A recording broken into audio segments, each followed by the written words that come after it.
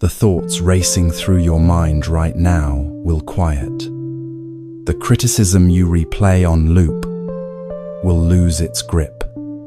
You will set boundaries without feeling cruel, and something will shift that makes everything else possible. You will stop believing something is fundamentally wrong with you. 8 authentic Buddhist stories answer the questions that keep you exhausted. Not modern parables or motivational tales.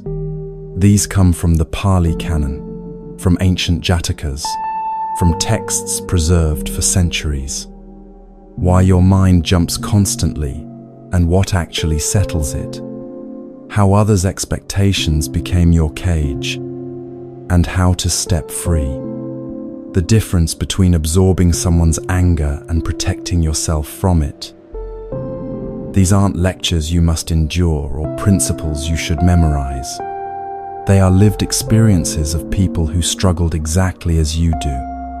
A monk whose thoughts wouldn't stop. A person who learned that beauty can become burden. Someone who discovered you can be kind without being a doormat. Each story delivers specific medicine. By the time we finish, anxiety won't vanish, but you will relate to it differently. The weight pressing on your chest will feel lighter because you will understand what you've been carrying and why you never had to. Settle into comfort wherever you are. We begin with what the Buddha taught about the restless mind, using the image of a monkey in the Himalayan forests, grabbing one branch after another, never at rest. You know this monkey intimately. Let me show you what happens when you finally stop trying to control it.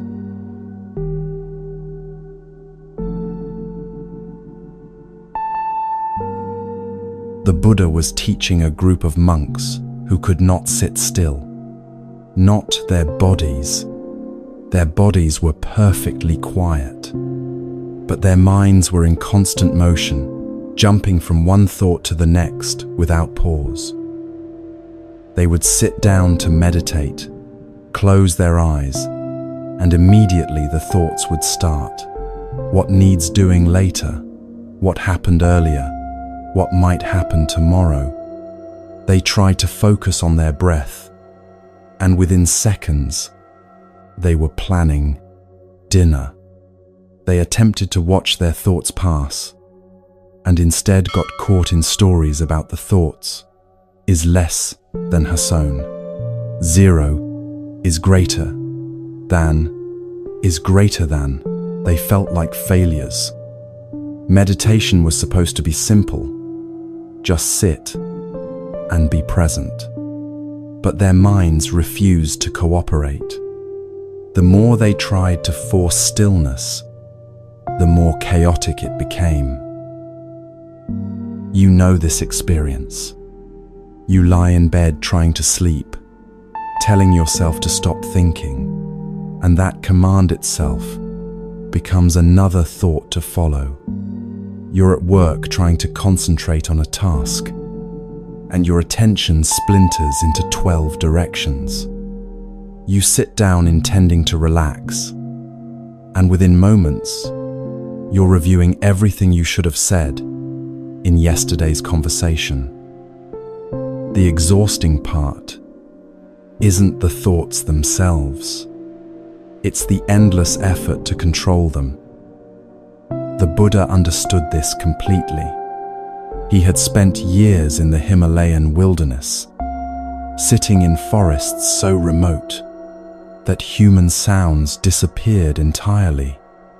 He knew what it meant to watch the mind in silence, to see its patterns without distraction. And he knew what these monks were experiencing because he had experienced it himself. So he gave them an image. Picture the mountain forests, he said. Dense trees reaching towards sky, branches layered so thick that sunlight barely penetrates. In these forests lives a creature driven by pure, restless energy. It grabs one branch, swings, releases before it even settles, reaches for another, lets go, reaches again, branch after branch after branch, never landing, never at peace. It's not moving toward anything. It's not running from danger. It just moves because movement is its nature. The monks saw themselves immediately in this image. One thought grabbed, then released for the next, then the next. I need to finish that task. Becomes, but what about this other thing? Becomes, I'm not doing enough. Becomes, why am I thinking about this? Becomes, I should be more present. Each thought a branch, held for a moment, dropped for another. The mind never settles, because it's already reaching for what comes next. One of the younger monks raised his hand. But Master, how do I stop the creature from jumping? How do I make it stay on one branch? The Buddha smiled. This was the question everyone asks. The question that reveals the fundamental misunderstanding. You don't stop it, he said. The monk looked confused. Then how will my mind ever be at peace? Watch what happens when you try to stop it, the Buddha said. The creature is jumping through the forest. You yell at it to stop. Does it stop? The monk thought about this. No, it probably jumps faster, startled by the noise. Exactly, the Buddha said. And if you try to catch it, if you chase after it trying to grab it and force it to be still, it would run from me, the monk answered. It would never stop moving as long as I was pursuing it. This is what you do with your thoughts, the Buddha explained. A thought appears. You immediately try to catch it or push it away. That effort is like chasing the creature through the forest. You think you're solving the problem, but you're creating more movement, more chaos, more restlessness. The monks sat with this. They had been fighting their own minds for so long, believing that peace required winning the fight. But the Buddha was suggesting something completely different. So what do we do? Another monk asked. Watch it, the Buddha said simply. Just watch. The creature jumps from branch to branch. You don't chase it. You don't yell at it. You don't try to convince it to be different. You simply stand in the forest and observe. This is what's happening right now. And when you watch without interfering, something remarkable occurs.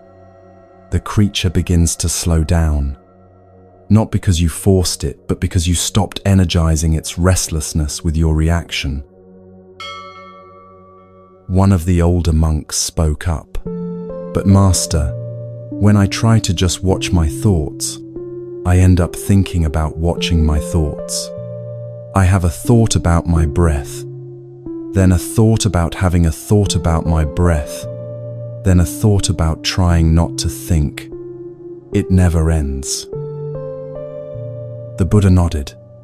Yes, this happens. And what do you do when you notice you're thinking about thinking? The monk paused. I get frustrated with myself. I think I'm doing it wrong.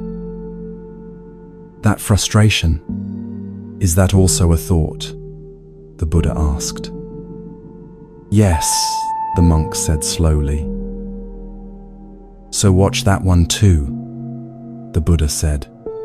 Notice, this is frustration appearing. This is the thought that I'm doing it wrong. You don't need to fix anything. You're not trying to achieve a state where thoughts never appear. You're learning to recognize thinking as thinking, without getting pulled into the story the thought wants to tell. He continued, right now, a thought appears in your mind. Let's say it's worry about something you need to do tomorrow. Immediately, without noticing, you step inside the worry. You start planning, rehearsing, imagining scenarios. You're no longer aware that thinking is happening. You've become the thinking. But if you catch it, if you notice, this is worry appearing. Suddenly, there's space.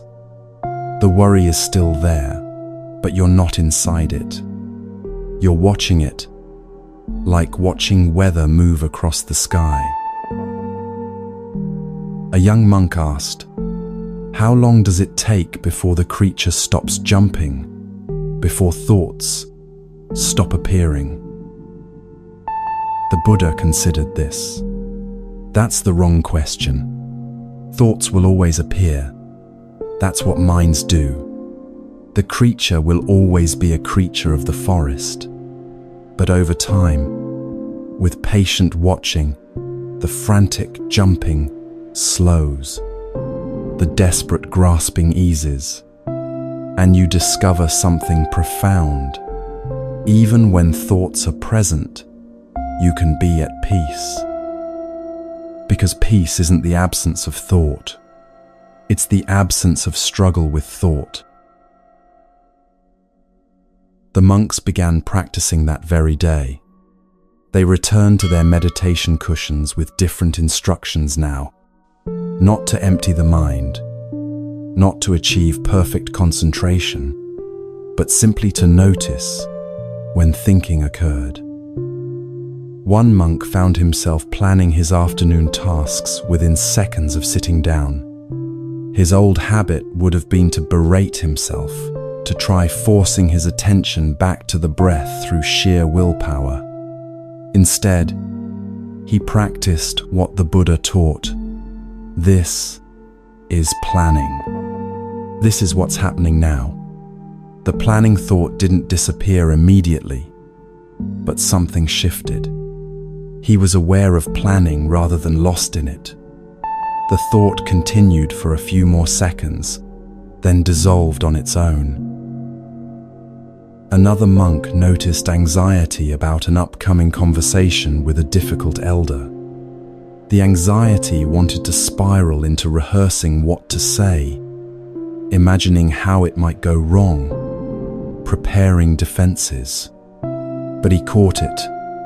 This is anxiety about the future. Just naming it created distance. The anxiety was still present.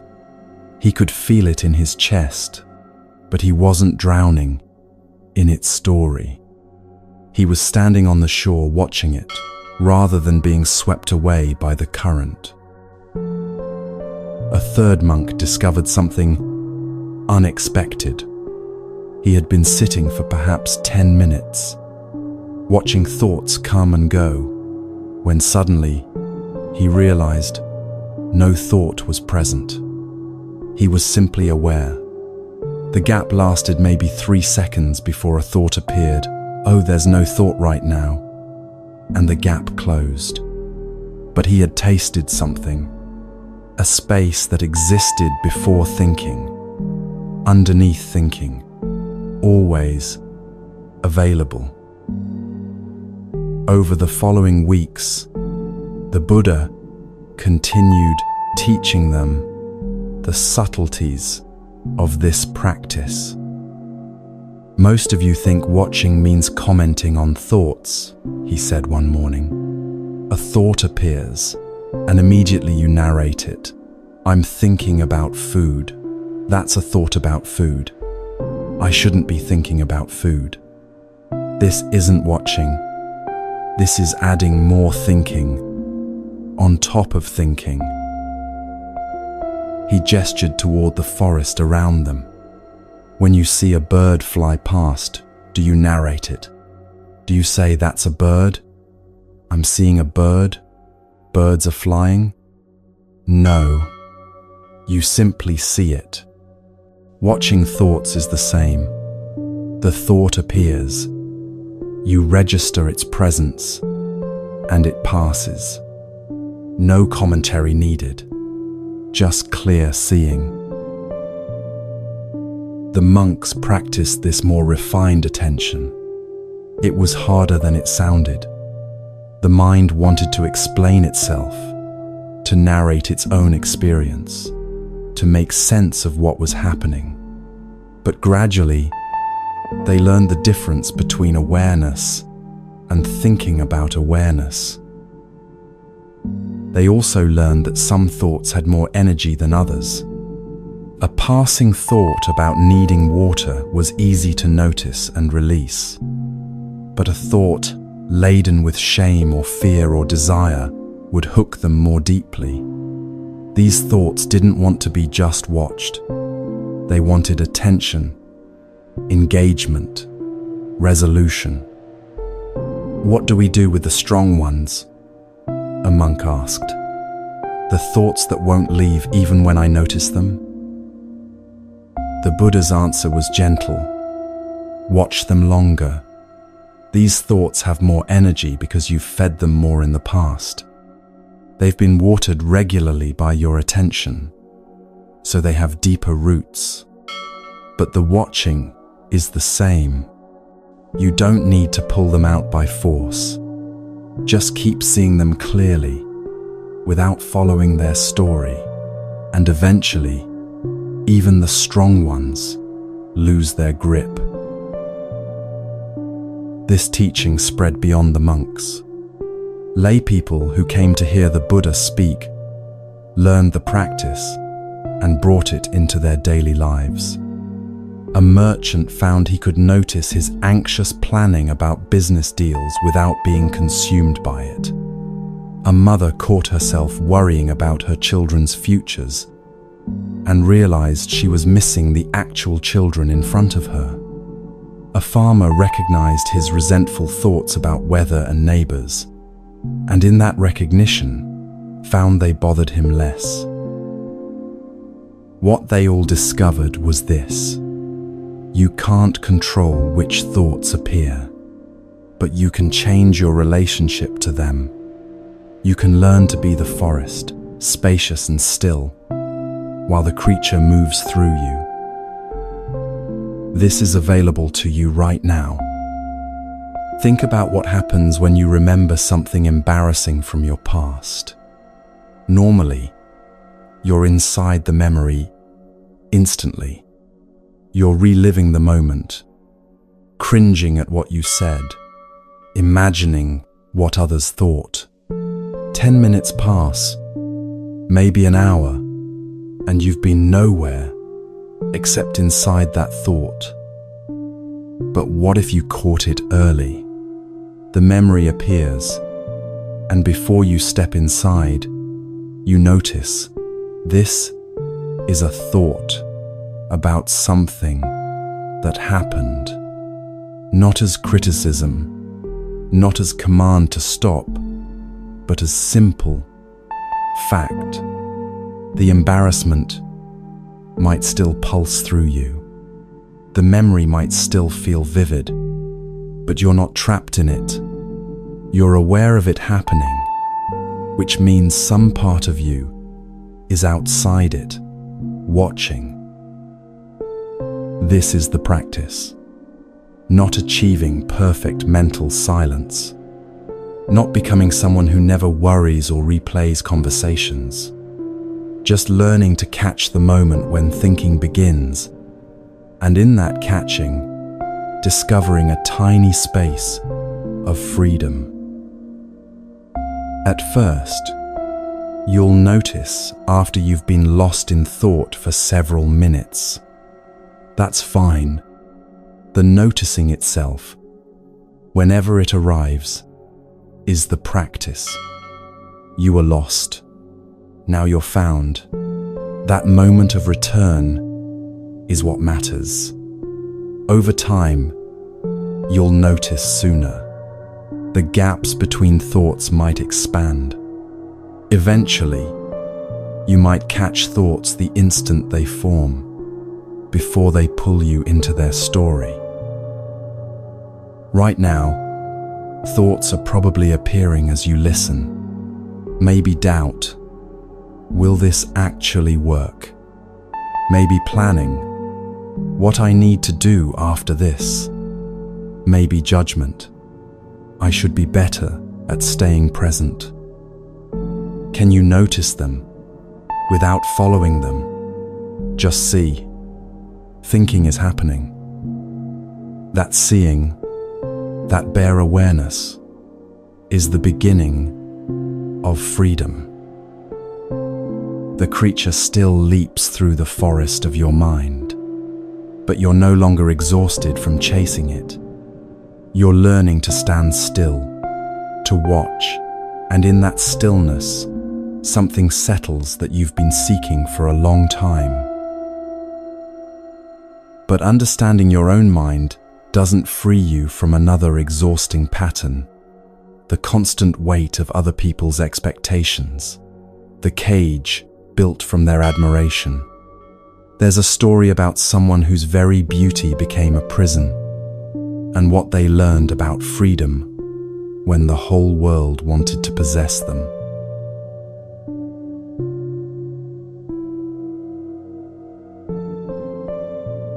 In the high mountain forests of the Himalayas, there lived a creature who had never thought about his own beauty.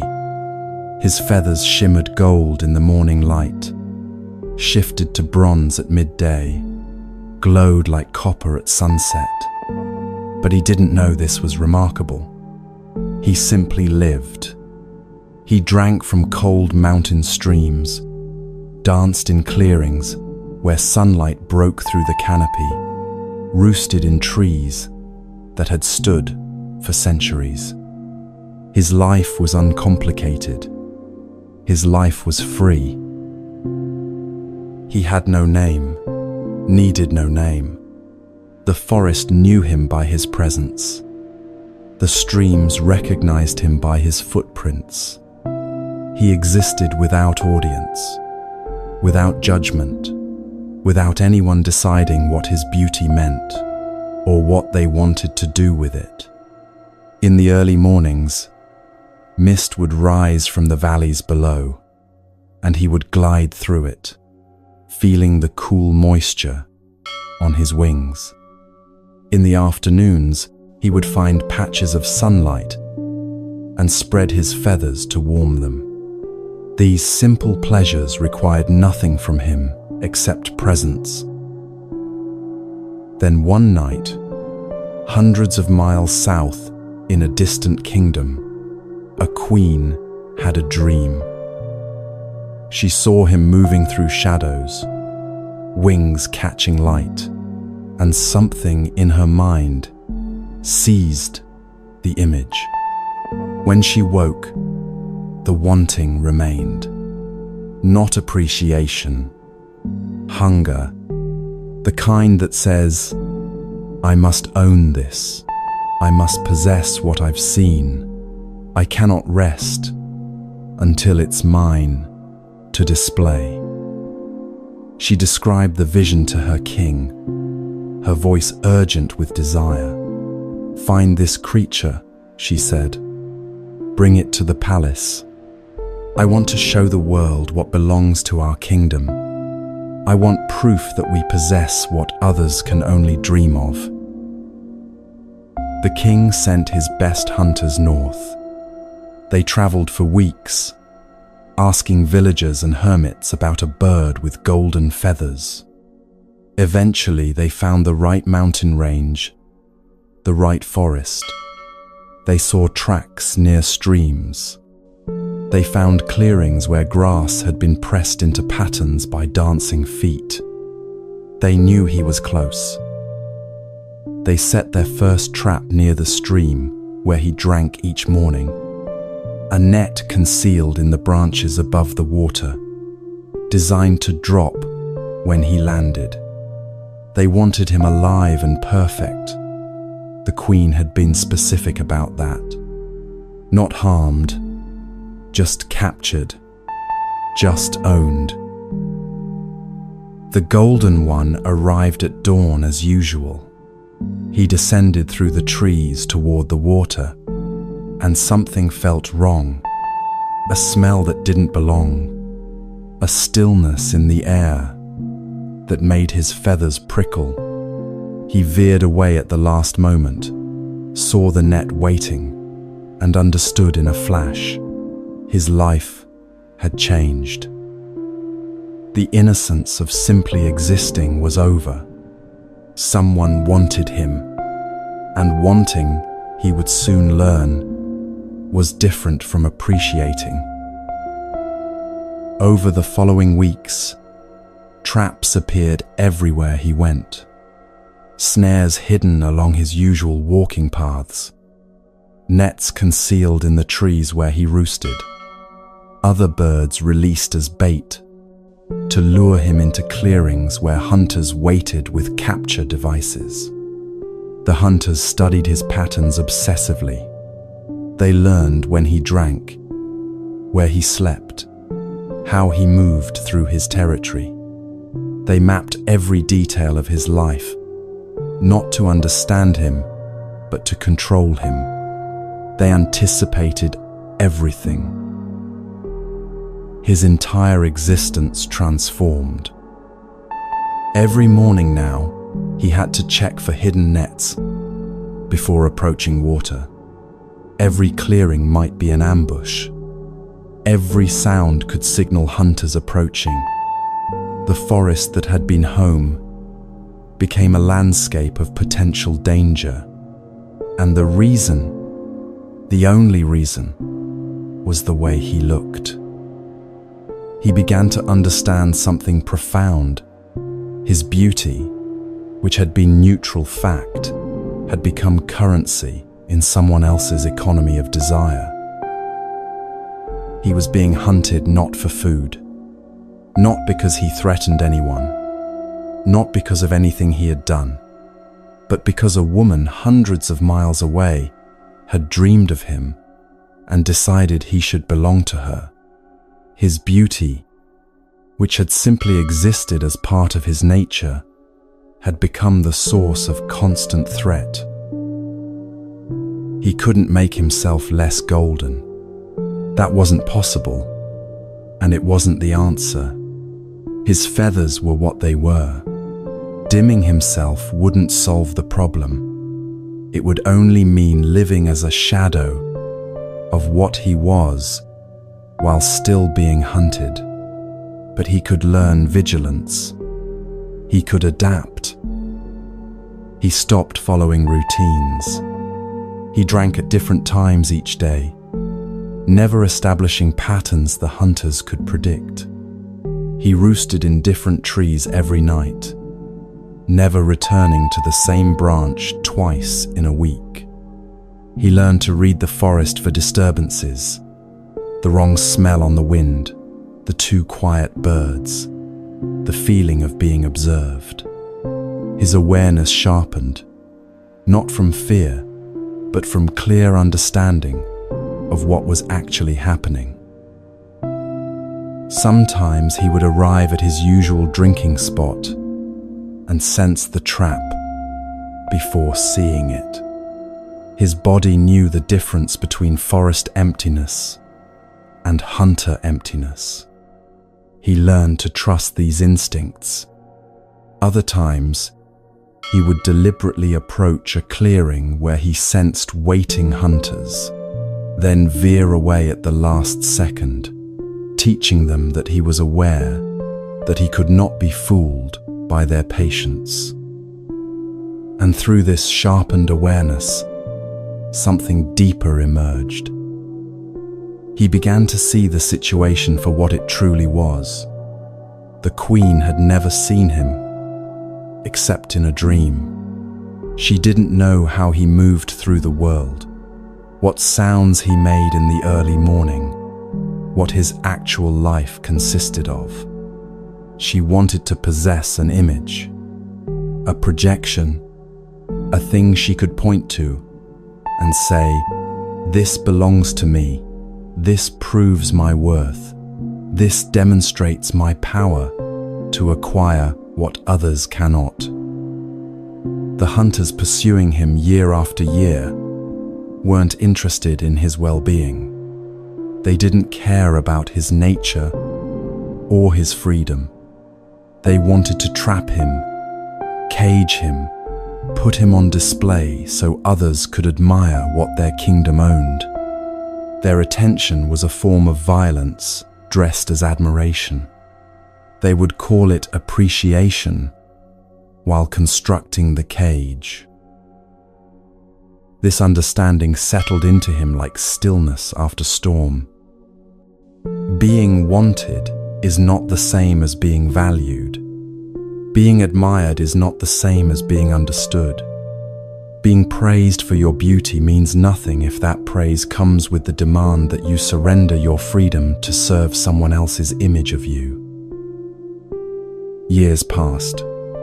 The hunters never caught him, not because he hid in caves or dulled his feathers, but because he learned to live with clarity instead of assumption.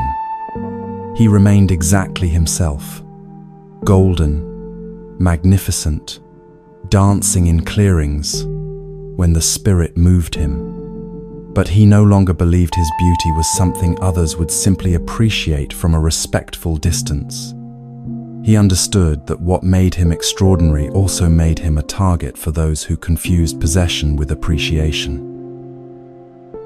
The queen's desire never faded.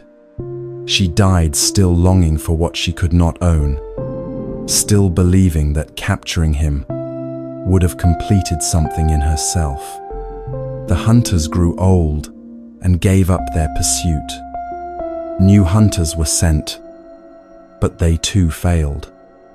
And the Golden One lived out his days in the mountains, drinking from streams, moving through the forest on his own terms, free not because he hid, but because he refused to let others' desire for him create any obligation. This story lives in your life right now. You know what it feels like to be praised for something, then trapped by that praise. Someone notices you're reliable, and suddenly you're carrying everyone's work. Someone admires your patience, and now you can't express frustration without disappointing them. Someone loves your strength, and showing vulnerability feels like betrayal. The quality that was simply part of your nature becomes a role you must perform constantly. And beneath that performance, you're exhausted. Like the golden peacock, you can't unbecome what you genuinely are. If you're naturally capable, you can't fake incompetence. If you're genuinely kind, you can't pretend cruelty. Your qualities are real. But here's what the story reveals. Those qualities exist for your own life, not for others' convenience. The peacock's beauty didn't exist to fulfill a queen's dream. Your competence doesn't exist to solve everyone's problems.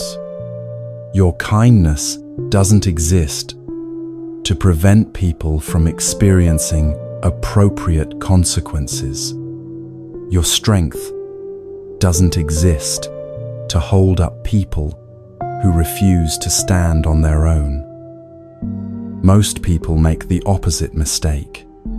They receive admiration for something and immediately build their entire identity around maintaining that admiration.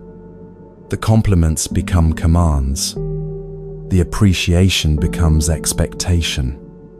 And years later, they wake up exhausted, performing a version of themselves they can barely remember choosing. Think about the parts of yourself that receive praise.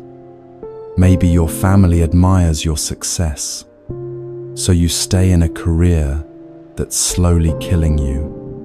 Maybe friends depend on your constant availability, so you've forgotten how to say you need time alone. Maybe your partner loves your stability, so you hide every moment of fear or doubt. You've translated their appreciation into debt. You've heard, "I admire this about you," and somehow understood it as, "You must always be this for me." But they didn't cage you. You caged yourself by believing their vision of you was your responsibility to maintain forever. The teaching here isn't invisibility. It's not about hiding your light or pretending to be less than you are. The peacock remained golden. He still danced in the clearings, but he stopped letting his beauty determine where he could go, when he could drink, how he had to live. He adapted to reality without changing his fundamental nature. You can do the same. Remain yourself, capable, kind, strong, whatever you genuinely are. But stop performing those qualities on command. Stop believing that being admired means being endlessly available. Stop thinking you owe people consistency with their image of you. What if you disappointed someone? Really imagine it. Your boss discovers you won't take on extra work anymore. Your parent realizes you've chosen a different path than they planned. A friend sees you're not always strong, not always patient, not always available. The worst that happens, they adjust their image of you. They see you more accurately. And if they can't accept that, if they need the false version to feel secure, then what you had wasn't real connection anyway. The people who truly value you will adapt when you show them more of your truth. The ones who can't adapt were never seeing you in the first place. They were seeing their projection, their needs, their fantasy of who you should be for them. Right now, you might be thinking of specific people whose expectations have become cages. The parent who needs you to validate their choices by repeating them. The partner who loves the version of you that never has needs. The workplace that assumes you'll handle everything because you always have. What would it feel like to step back from those expectations? Not with cruelty, not with drama, but with quiet honesty about who you actually are versus who they've decided you should be. Some will adjust, some won't. But living your life inside their expectations is a cage you'll eventually suffocate in, just like the palace cage the queen prepared for a creature who belonged to the mountains. The golden peacock lived free until the end of his days, admired by some, hunted by others, but owned by no one. This is what freedom actually looks like. Not hiding who you are, but refusing to let others' reactions to who you are determine how you live. Understanding this, lifts one burden, but there's another weight many carry daily, the words other people throw at you, the criticism that burrows into your chest and echoes for days. There's a teaching about what happens when someone stands in front of you pouring out rage, and how you can remain completely untouched while still hearing what's true.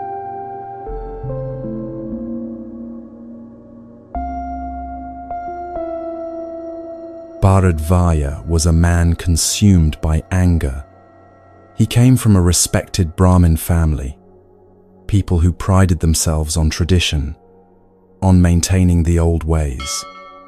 But recently something had happened that he experienced as betrayal. Members of his own family, his cousins, his nephew, even his younger brother, had started following the Buddha. They would leave the house early to hear this wandering teacher speak. They quoted his words at meals. They practiced sitting meditation instead of performing the rituals Bharadvaja considered sacred.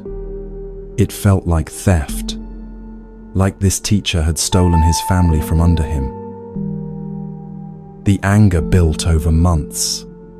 Every time he saw his brother return from hearing the Buddha teach, something twisted in Bharadvaja's chest. He tried arguing, tried reasoning, tried shaming them back to the old practices. Nothing worked. They would just smile with infuriating calmness and say things like, "Come hear him yourself. You'll understand." Finally, Bharadvaja decided to confront this teacher directly, not to listen, not to learn, to unleash everything he'd been holding. He wanted the Buddha to know what he'd done, how he'd disrupted families, how his teachings were destroying the foundations of their community. He found the Buddha sitting under a tree on the outskirts of a village. There were a few monks nearby, some lay people listening, but Bharadvaja didn't care about witnesses. He strode up directly, his body tight with accumulated rage, and began. The insults poured out. He attacked the Buddha's character, called him a fraud, a deceiver, a destroyer of families. He questioned the Buddha's teaching, his right to teach, his motives. He used language designed to wound, to provoke, to force some reaction. The words came faster and harsher as he went on. Each sentence, an attempt to pierce whatever calm this teacher claimed to possess. The Buddha didn't interrupt. He didn't defend himself. He didn't show anger or hurt, or even mild irritation. He simply sat, his eyes steady on Bharadvaja, his body completely still. Not the stillness of someone enduring attack, clenching against impact, but the stillness of someone watching weather pass across the sky. This only made Bharadvaja angrier. He wanted a fight. He wanted defense or counterattack, something he could push against, something that would justify the rage burning through him. But the Buddha just listened, his face expressing neither agreement nor offense, just clear attention. Finally, Bharadvaja exhausted himself. The words ran out. The anger was still there, but it had nowhere left to go. He stood there breathing hard, waiting for response, for retaliation, for something. The Buddha let the silence settle. Then he spoke, his voice gentle, almost curious. "Brahmin, when visitors come to your home, Do you offer them food? Bharadvaja blinked. This wasn't what he expected. What? Yes, of course. That's proper hospitality. And if they refuse the food you offer, the Buddha continued, if they say they're not hungry or they've already eaten, to whom does that food belong? Bharadvaja frowned, confused about where this was going. Well, it belongs to me. It remains mine. The Buddha nodded slowly. In the same way, Brahmin, the abuse you have offered me, the insults, the harsh words, the accusations, I do not accept them. They remain with you. Something cracked open in Bharadvaja's chest. He had come here carrying poison, intending to make the Buddha drink it. He had hurled every painful thing he could think of, expecting them to land, to wound, to force some reaction that would prove this teacher was just another man who could be hurt. But the Buddha had simply not taken it. The poison was still there, but Bharadvaja was the one holding it. The Buddha had never reached out to grab it. For the first time, Bharadvaja saw his own behavior clearly. He saw himself standing there clutching rage, trying to force someone else to carry it.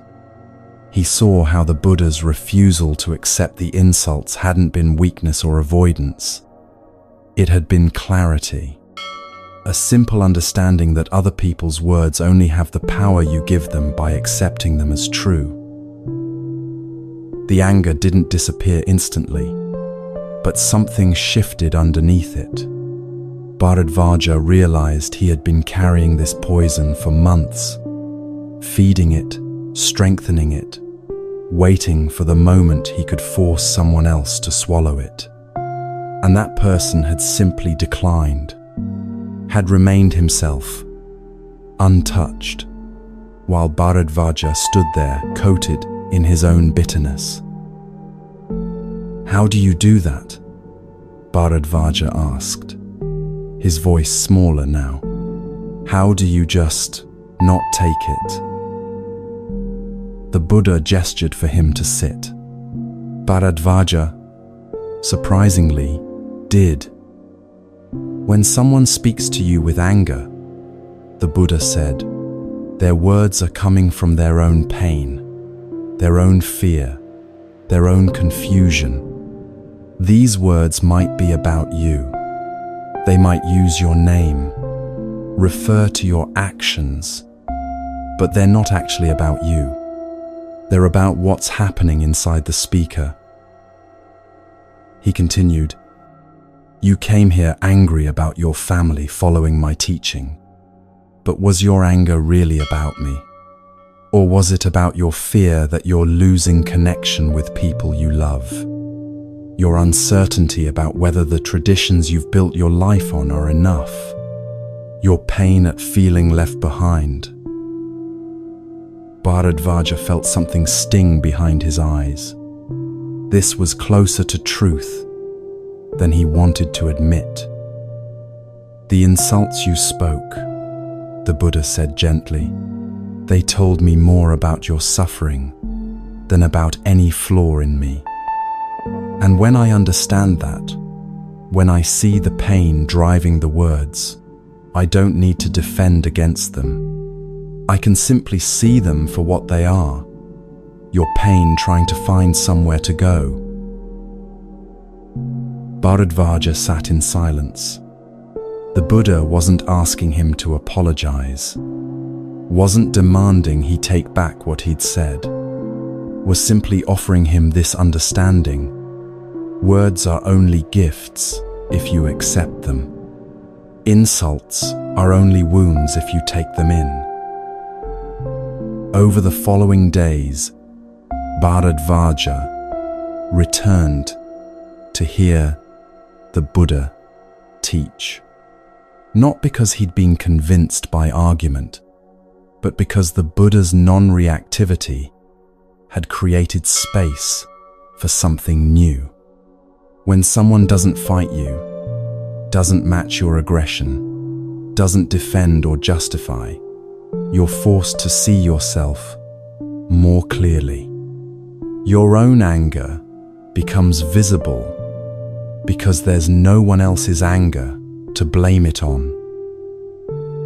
Eventually, Bharadvaja asked to become a student, not because the Buddha had defeated him, but because he recognized in that first encounter something he wanted to learn: how to remain yourself when others are throwing poison, how to see clearly when everything around you is chaos, how to not accept what doesn't belong to you.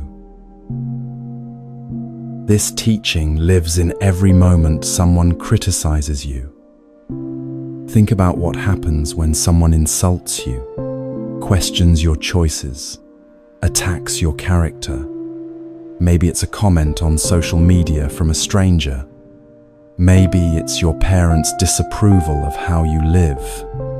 Maybe it's a colleague's cutting remark in a meeting. The words land, and immediately your mind starts working with them. Are they right? Is there truth in what they said? What did I do to deserve this? How can I prove them wrong? What should I have said back? These questions loop for hours, sometimes days. You replay the moment. You construct better responses. You imagine confrontations where you finally make them understand. This is acceptance. You took the gift. You're holding it now, examining it, arguing with it, letting it define your evening and disturb your sleep. Not accepting looks different. It doesn't mean pretending you didn't hear. It doesn't mean suppressing hurt. It means recognizing that their words are coming from their internal state, not from objective truth about you. When someone criticizes you harshly, ask yourself, is this about me or is this about them? Are they describing reality or are they projecting their own pain, their own fear, their own unmet needs? Most of the time, it's projection. The parent who criticizes your life choices is often expressing their own regret about roads not taken. The colleague who questions your competence is frequently revealing their own insecurity. The stranger online who attacks your appearance is telling you about their relationship with their own body, not yours. This doesn't mean all criticism is invalid. Sometimes feedback is accurate and useful, but you can tell the difference. Useful feedback is specific, offered with genuine care, focused on behavior rather than character, and delivered in a way that makes change possible. Projection is vague, hostile, attacks your fundamental worth, and leaves you nowhere to go except feel bad. When you recognize projection, you can decline to accept it. This doesn't require confrontation. You don't need to explain to the person why their words don't apply. You just internally note, this is about them, not about me. And then you let it go. Not by forcing yourself to forget, but by choosing not to give it space in your mind, not to let it nest there and build stories. The Buddha could do this completely. Years of practice had trained his mind to the point where insults literally didn't disturb his inner peace. You're probably not there yet. Neither am I. But it's a practice, not an instant achievement. The first time someone insults you after hearing this teaching, it will probably still sting. That's normal. The sting is the initial impact, the moment before you remember you have a choice. But then, and this is the practice, you can catch yourself before you grab the poison and swallow it. You feel the sting, acknowledge it existed, and then ask, do I want to carry this? Is this mine to hold? More often than not, the answer will be no. It's theirs. It came from their pain, their confusion, their unhealed wounds. You can witness that without taking it into yourself. Over time, this gets easier. The gap between hearing harsh words and remembering you don't have to accept them gets shorter. Eventually, you might reach moments where insults truly don't land at all.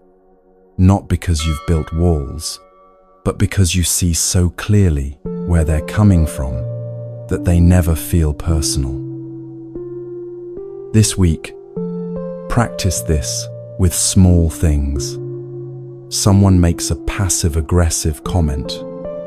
Someone questions your judgment. Someone implies you're not enough in some way. Before you automatically take it in, before you start the loop of, are they right? What did I do wrong? How do I prove them wrong? Pause. Ask yourself, is this gift mine to accept? Most of the time, you'll realize it isn't.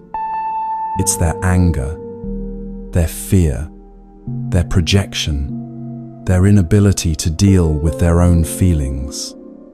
They're offering you poison and hoping you'll drink it because they don't know what else to do with it. You can decline, politely, internally, without drama. Just, that's yours, not mine. And then watch what happens. The words might still echo for a moment, but they'll fade faster. You won't carry them for days. You won't let them define how you see yourself. You'll be like the Buddha under that tree, present, aware, but fundamentally undisturbed. Understanding that you can decline others' poison is liberating. But there's a companion skill that makes this complete, knowing when and how to show your own boundaries clearly, how to protect yourself without cruelty. There's a story about a creature who learnt the Buddha's teaching about non-harm, but misunderstood it dangerously, and what happened when the Buddha corrected that misunderstanding.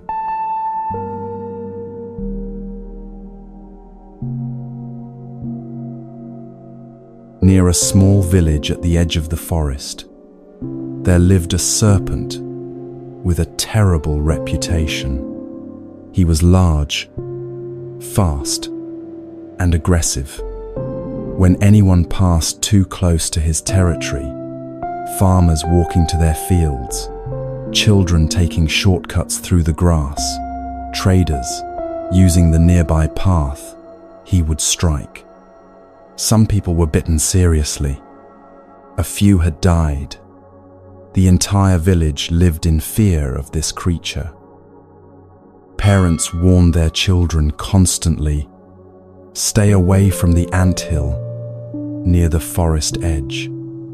The serpent lives there. He will kill you. Farmers took long detours to avoid his territory.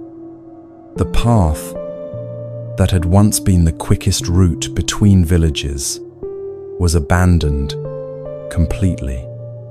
Fear of the serpent shaped how everyone moved through their daily lives.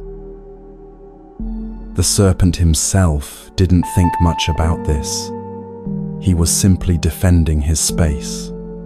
When something approached that felt threatening, he attacked. When something moved too quickly near his home, he struck. This was his nature, his instinct, the way he had always lived. Then one day, the Buddha was traveling through the area. Villagers rushed to warn him. "Don't go near the forest edge," they said urgently. "There's a deadly serpent there. He's killed people. Please, take the long route around." The Buddha thanked them for their concern, but continued walking toward the serpent's territory. The villagers watched from a distance, certain they were about to witness another death. When the Buddha approached the anthill, the serpent sensed the intrusion immediately. He emerged from his den, body coiled and ready, hood spread in warning. This was the posture that usually sent people running. But the Buddha didn't run. He stood calmly, his eyes meeting the serpent's without fear or aggression. The serpent moved closer, ready to strike. But something in the Buddha's presence stopped him.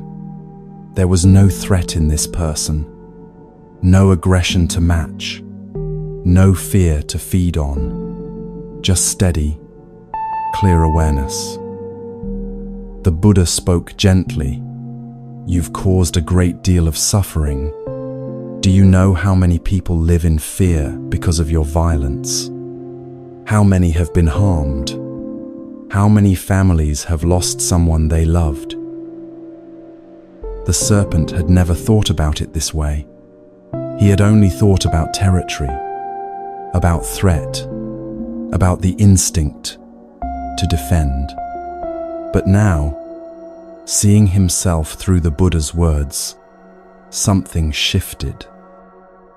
The Buddha continued, "Anger and violence create chains of suffering that spread far beyond the initial act.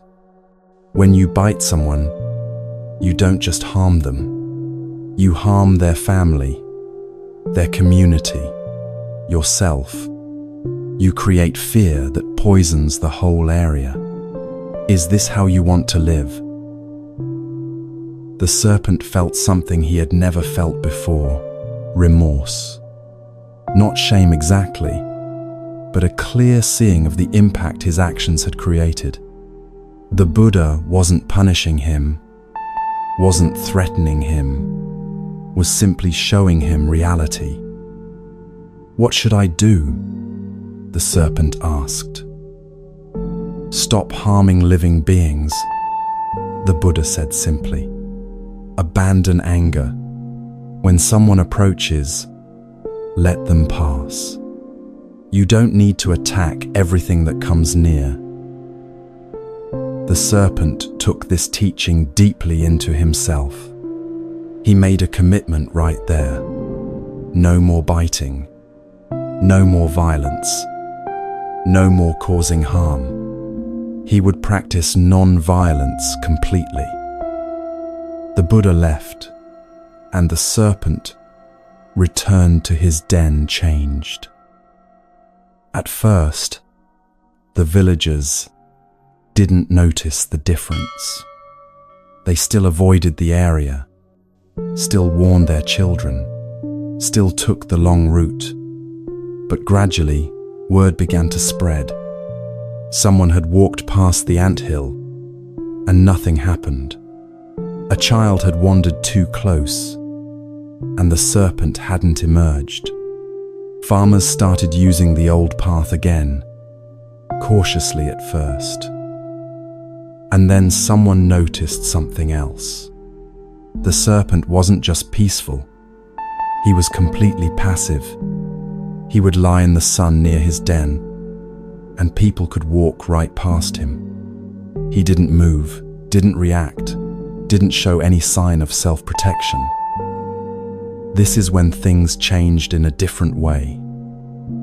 A group of village boys noticed the serpent's new behavior. They saw he wasn't dangerous anymore. And being young, being bored, being the kind of thoughtless that young humans sometimes are, they decided to test it. They threw stones at him. The serpent didn't retaliate.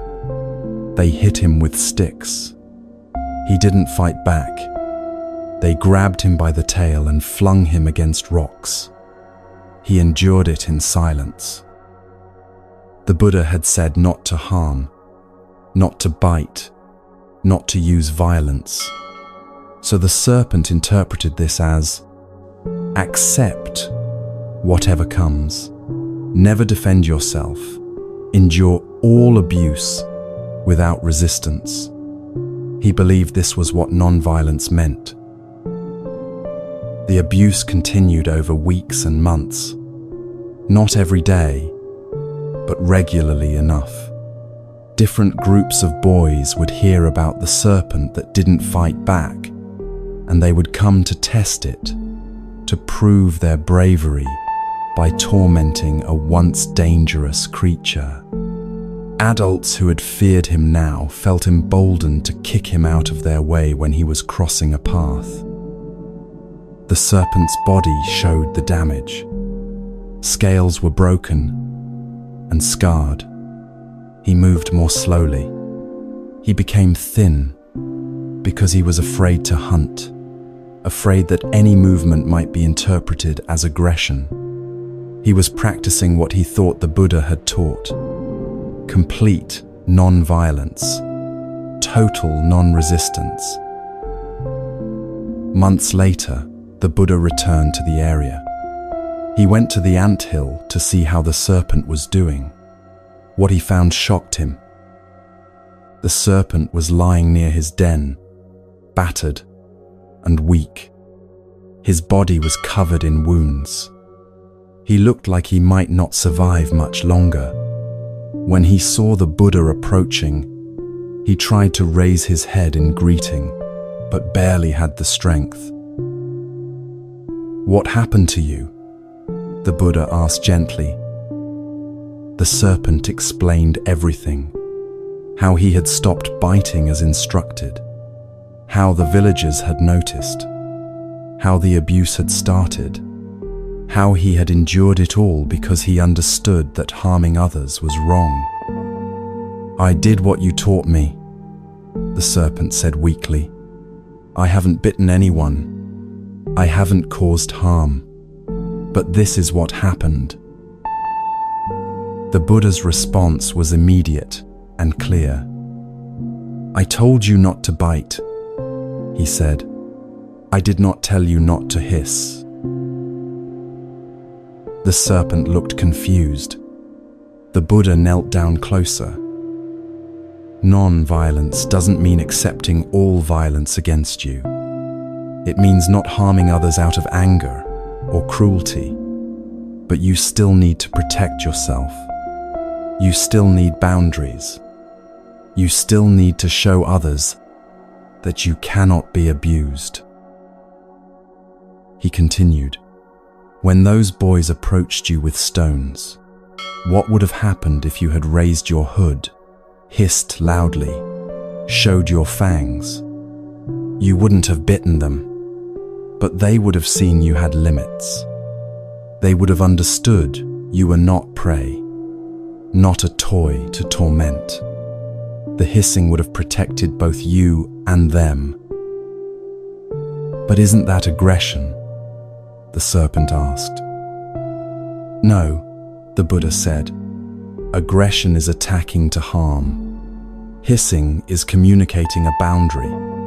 It says, I will not attack you, but I also will not let you attack me. Come closer with respect, or stay back. That's not violence. That's clarity." The Buddha explained further, "When you bit people before, you were acting from anger You were harming them because they triggered your rage. That creates suffering. But when you hiss, when you show your boundaries without actually harming, you're teaching people how to interact with you safely. You're preventing harm to both of you. The serpent began to understand. So I can defend myself without biting. You must defend yourself without biting, the Buddha said. That's the practice. Not attacking, but also not becoming a victim. Finding the middle way between violence and passivity.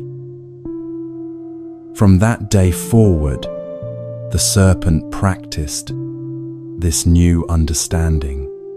When someone approached carelessly or aggressively, he would raise his hood, show his presence, make it clear he had limits. He never bit, but he never again endured abuse silently. The village boys who came looking for easy prey found instead a creature who commanded respect without violence. They would approach, the serpent would hiss sharply, and they would back away. No one was harmed, but the boundary was clear. Over time, the serpent healed. His body recovered, his strength returned, and he lived the rest of his life embodying what the Buddha had taught, powerful but not violent, clear about his boundaries but not cruel, respected but not feared. This teaching is exactly what you need to understand right now. You've probably spent your life believing that being kind means being available, that being spiritual means being passive, that being good means letting people treat you however they want. The serpent made this exact mistake. He heard "don't harm" and interpreted it as "accept all harm." But that's not what non-violence means. Not in Buddhism, not in any wisdom tradition that understands human nature. Think about your own life. Where are you being silent when you should be hissing? Maybe your coworker constantly dumps extra work on you, and you accept it without comment because saying no feels mean. Maybe your family member criticizes every choice you make, and you sit there taking it because defending yourself seems aggressive. Maybe your partner speaks to you dismissively, and you don't object because you don't want to cause conflict. You're the serpent lying there wounded, believing that acceptance equals virtue. But it doesn't. It equals suffering that doesn't have to exist. The Buddha's teaching is clear: hiss. What does hissing look like in human life? It's not yelling. It's not attacking. It's not cruelty. It's clear communication of your boundaries. When your coworker tries to hand you extra work, "I can't take this on right now. My plate is full." That's hissing. No apology, no over-explanation, just clear boundary. When your family member criticizes your choices, "I've made my decision about this. I'm not going to discuss it further." That's hissing. Calm, firm, final. When your partner speaks dismissively, "That tone doesn't work for me. We can continue this conversation when you can speak to me with respect." That's hissing. You're showing your limit without attacking them. The key difference between hissing and biting. Biting is designed to harm. "You're such an inconsiderate person. You always do this. you never think about anyone else. That's biting. That's injecting venom. That creates wounds. Hissing is designed to protect. I need you to stop doing this. That's hissing. It's clear, it's firm, but it's not cruel. Most people are afraid to hiss because they've confused it with biting. They think any assertion of boundaries is aggression. So they stay silent, endure, accumulate wounds, and eventually either explode into actual biting or collapse into victimhood. The Buddha taught a third option: be the serpent who hisses. Show your presence. Make your limits known. Communicate clearly that you will not accept certain treatment. Do all of this without hatred, without desire to harm, but with absolute clarity about what you will and won't tolerate. Some people will respect your hiss immediately. They'll hear the boundary, adjust their behavior, and your relationship will actually improve because it's now built on honesty instead of your silent resentment. Others will test the boundary. They'll push to see if you really mean it. This is when you hiss louder, clearer, more firmly. Still not biting, still not cruel, but unmistakably serious. And some, a small number, will refuse to respect any boundary you set. These are the people you may need to distance yourself from entirely, not as punishment, not as revenge, but as protection. The serpent didn't have to stay near people who threw stones. Neither do you. What the Buddha taught the serpent applies directly to you. You have the right to exist safely in the world. You have the right to protect yourself from harm. You can do this without becoming the thing you're protecting yourself from. You can set boundaries without being cruel. You can say no without being hateful. You can show your limits without attacking. This is the middle way. Not violence, not passivity, but clear presence.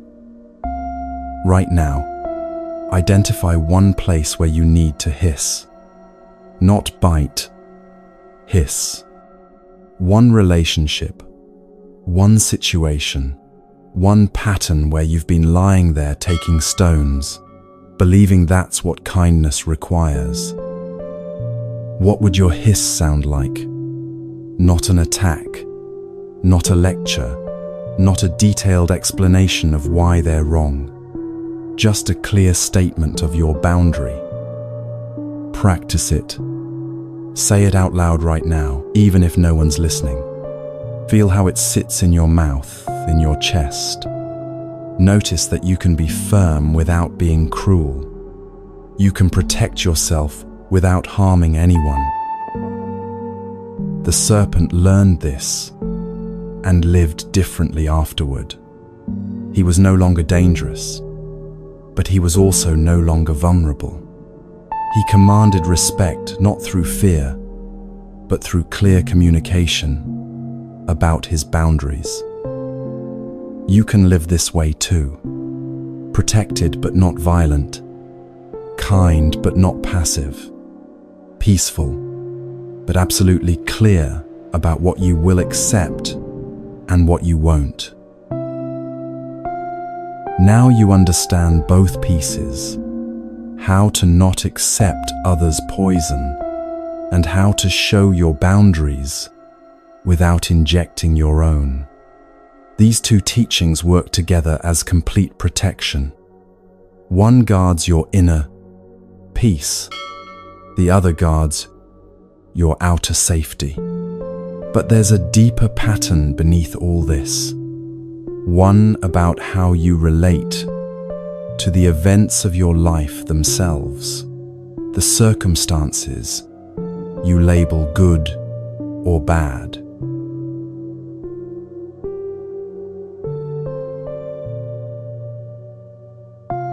The question people ask most often is, when do I use which one? A family member criticizes your career choice at dinner. Do you stay silent or speak up? A co-worker makes a passive-aggressive comment in a meeting. Do you let it pass or address it? Your partner says something hurtful during an argument. Do you absorb it or set a boundary? The answer is almost always both. These teachings aren't either-or choices. They're layers of protection that work together. One guards your inner world, the other guards your outer space. And in most difficult situations, you need both operating simultaneously. Watch how they work together in real life. Your family member says, "You're wasting your potential. You could have been something important, but look at you now." Inside, the first teaching activates immediately. You recognize this is about their values, their definition of success, their regret about their own choices. It's not objective truth about you. You feel the initial sting, then decline to let it burrow deeper. That's their projection, not my reality. The poison is offered. You don't accept it. Outside, the second teaching determines your response.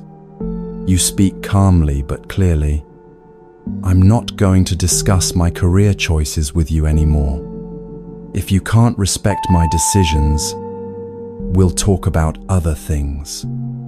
You've set a boundary without injecting venom. You've hissed, not bitten. Both together. You're protected internally from their words becoming your self-doubt. And you're protected externally from this becoming a pattern that repeats every family gathering. The conversation moves on or ends, and you remain centered. A co-worker makes a passive-aggressive comment in a meeting. Something like, "Well, if everyone did their part on time like they're supposed to, we wouldn't have these issues." Everyone knows it's directed at you. Inside, first teaching, you don't absorb it as truth. You recognize passive aggression as their inability to communicate directly, their own discomfort with conflict.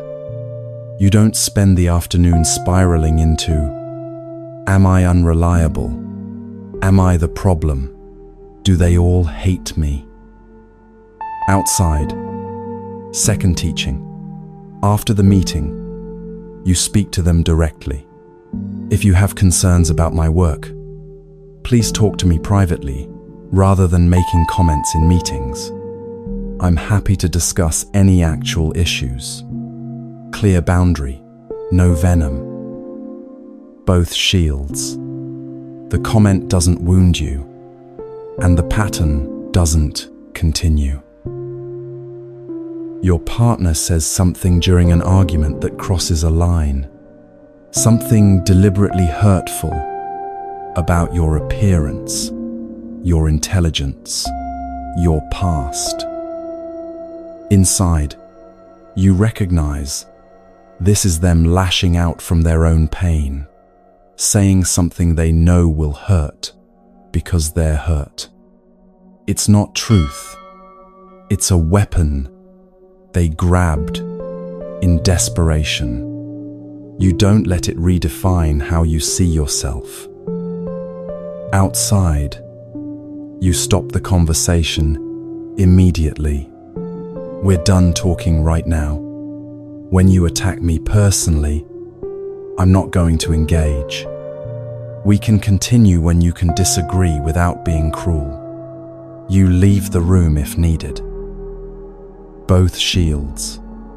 Your self-worth remains intact, and you've shown clearly that this behavior ends the conversation.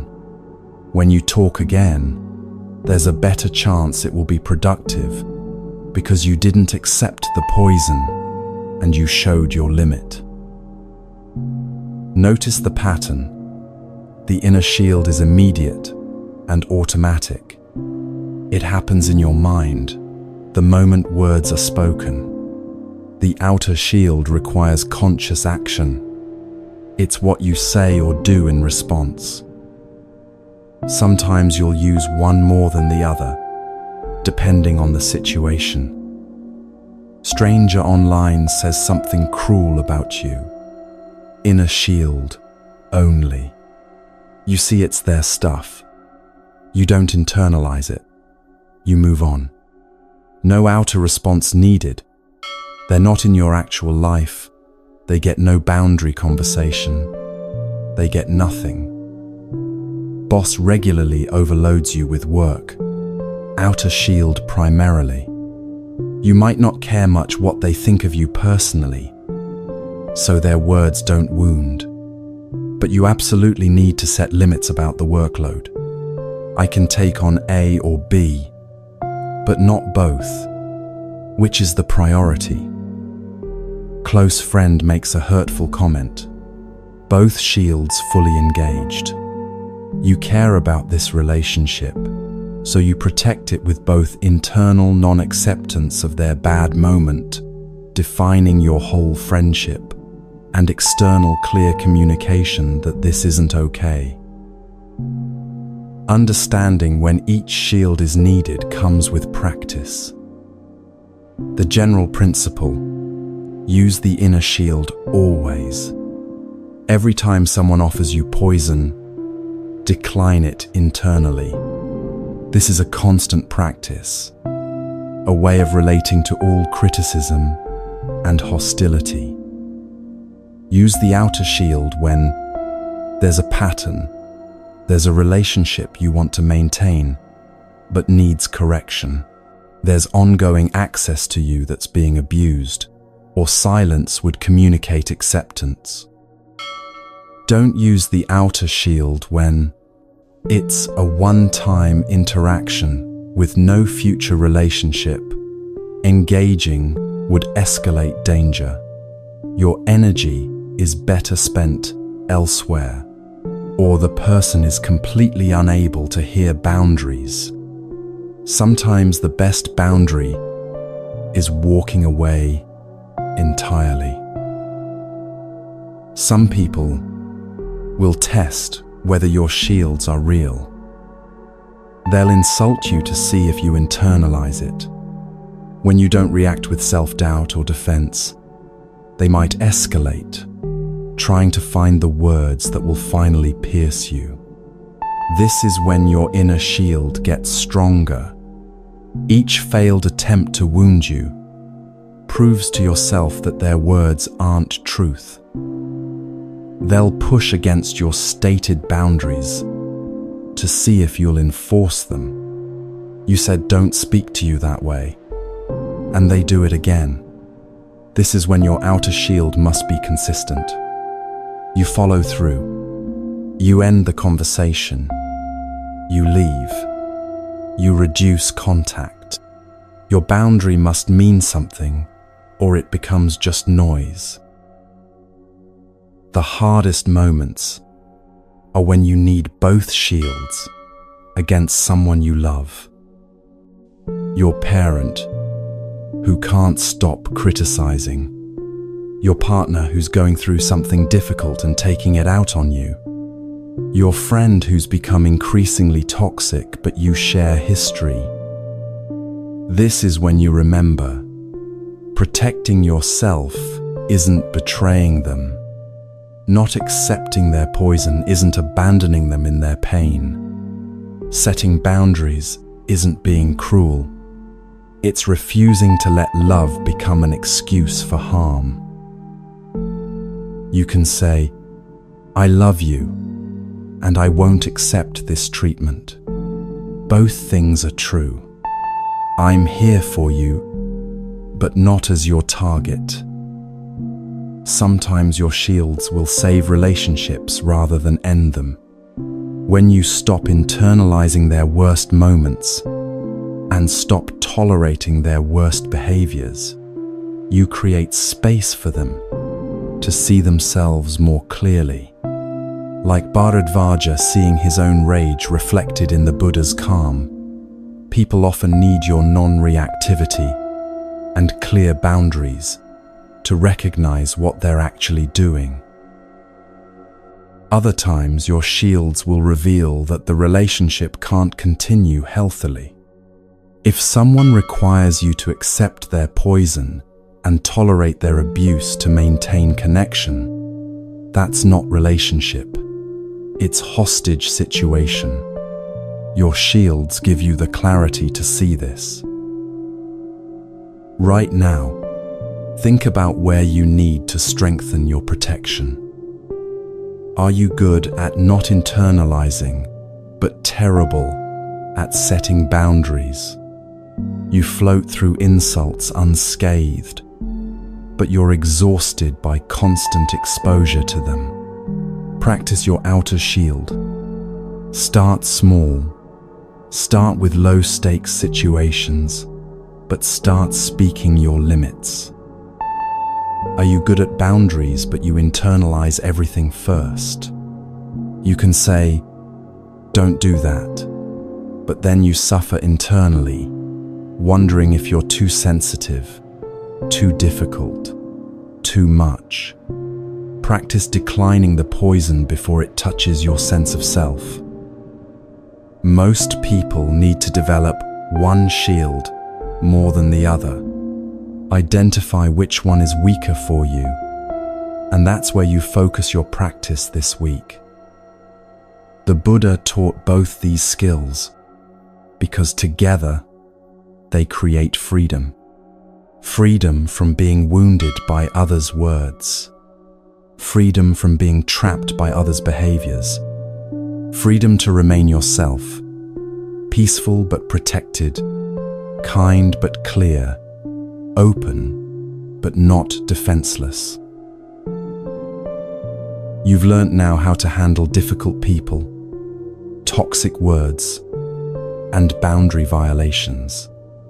But life doesn't just bring difficult people. It brings difficult circumstances. Loss, failure, unexpected change, events you can't control and didn't choose. There's a teaching about someone who faced complete reversal of fortune and what he learned about meeting these moments without adding suffering to what's already difficult.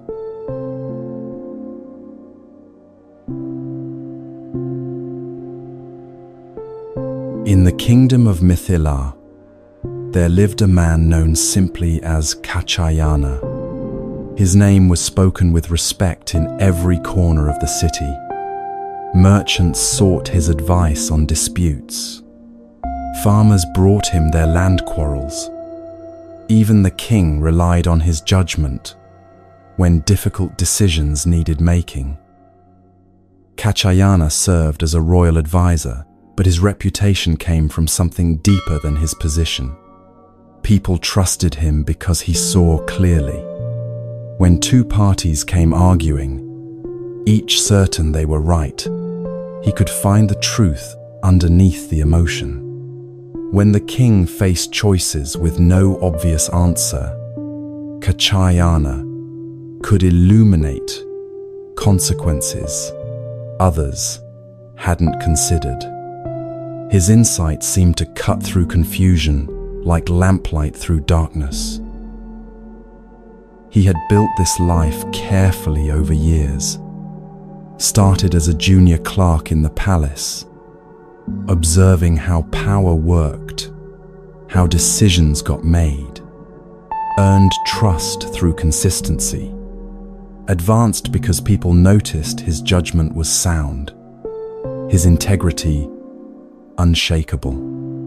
By the time he became a royal advisor, he had a house with a garden where he grew herbs, enough income to support his family comfortably, and the genuine respect of the community. His wife would tease him sometimes about bringing work home. He'd sit in their garden after dinner, still turning over some complex problem in his mind, and she'd bring him tea and remind him that not everything could be solved before morning. His children had grown up watching him serve the kingdom, learning from his example what it meant to live with purpose. By any measure, his life was good, stable, secure, built on a foundation that seemed unshakable. Then, one morning, everything shattered.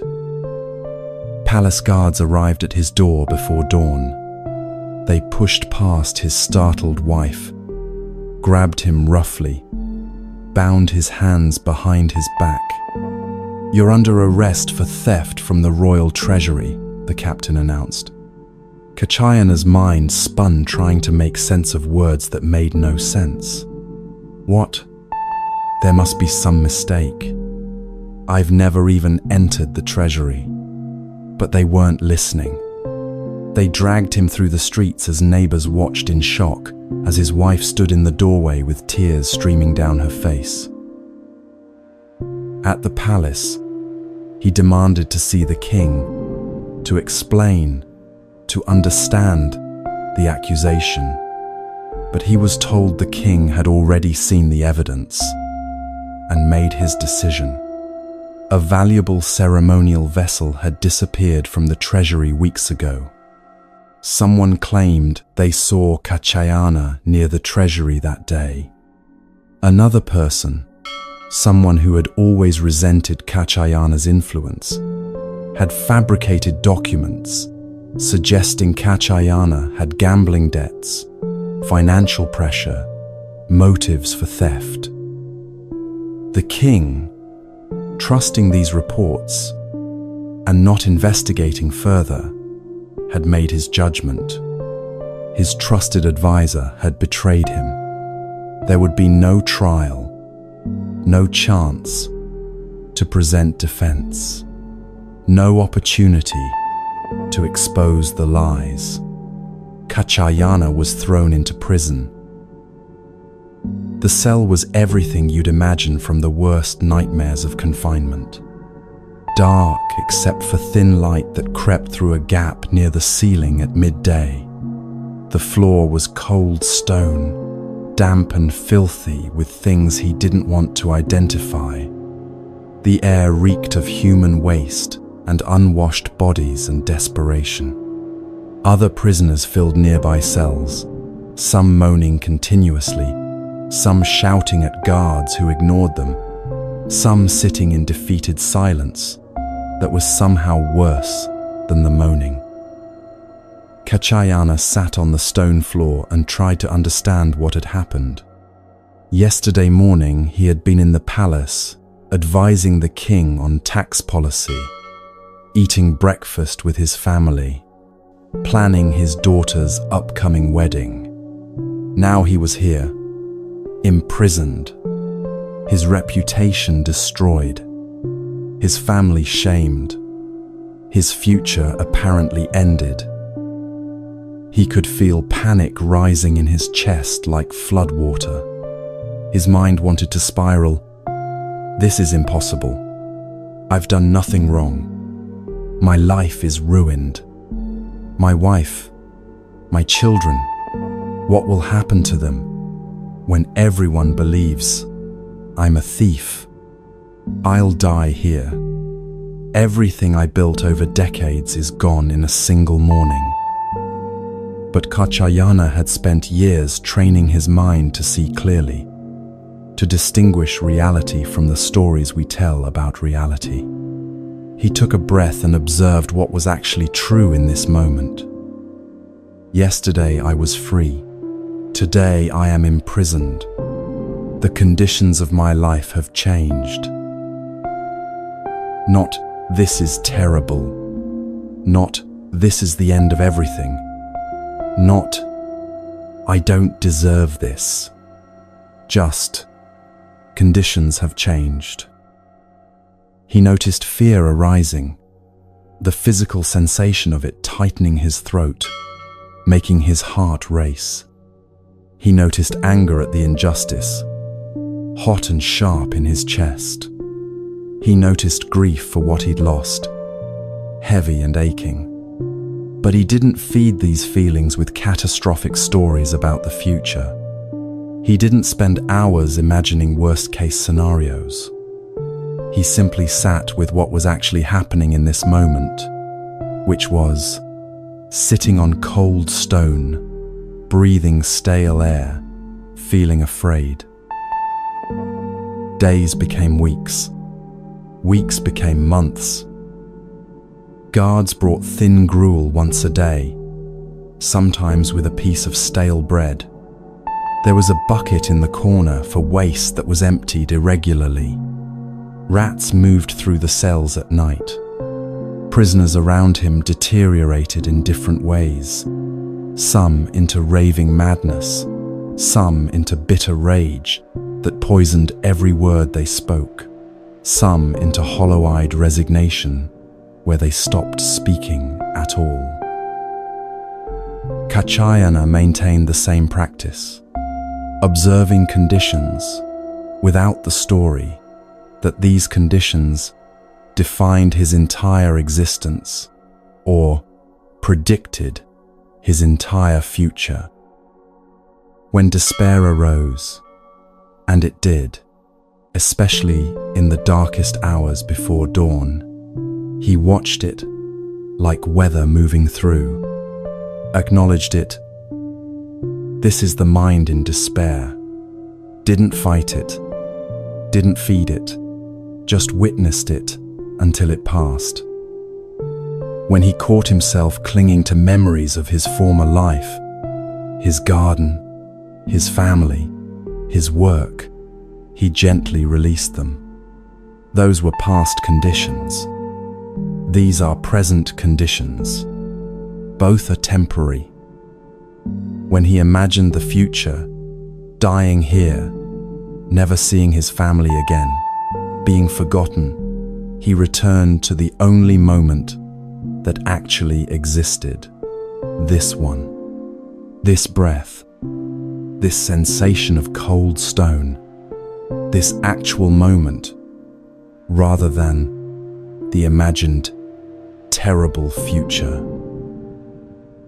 His body weakened from poor food and lack of movement. His hair grew long and matted. His clothes became rags. His skin grew pale from months without sunlight. But his mind remained clear, not untouched by difficulty, not pretending this wasn't hard, but not drowning in stories about how terrible it all was, or how unfair, or how permanent. Meanwhile, outside the prison walls, the kingdom began experiencing problems. Disputes that Kachayana used to settle skillfully now escalated. Two farmers arguing over water rights couldn't find resolution, and the conflict spread until one farmer's son killed the other farmer in rage. A merchant disagreement that Kachayana would have resolved fairly in an afternoon led to a trade boycott that lasted months and hurt the city's economy. The king's other advisors proved themselves either incompetent, missing obvious consequences of their counsel, or corrupt, giving advice that served their own interests rather than the kingdom's good. The king started to notice the absence. Decisions he made, without Kachayana's insight, created consequences he hadn't foreseen. Problems multiplied.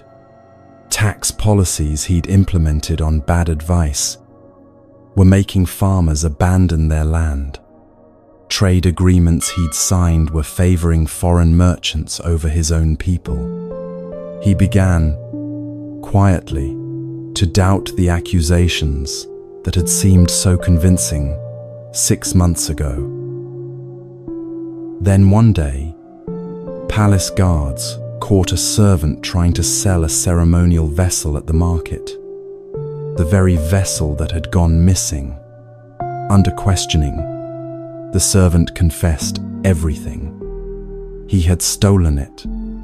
He had been helped by others in the palace who wanted Kachayana's position, who resented his influence with the king. They had fabricated the evidence, bribed the witnesses, constructed the entire frame carefully.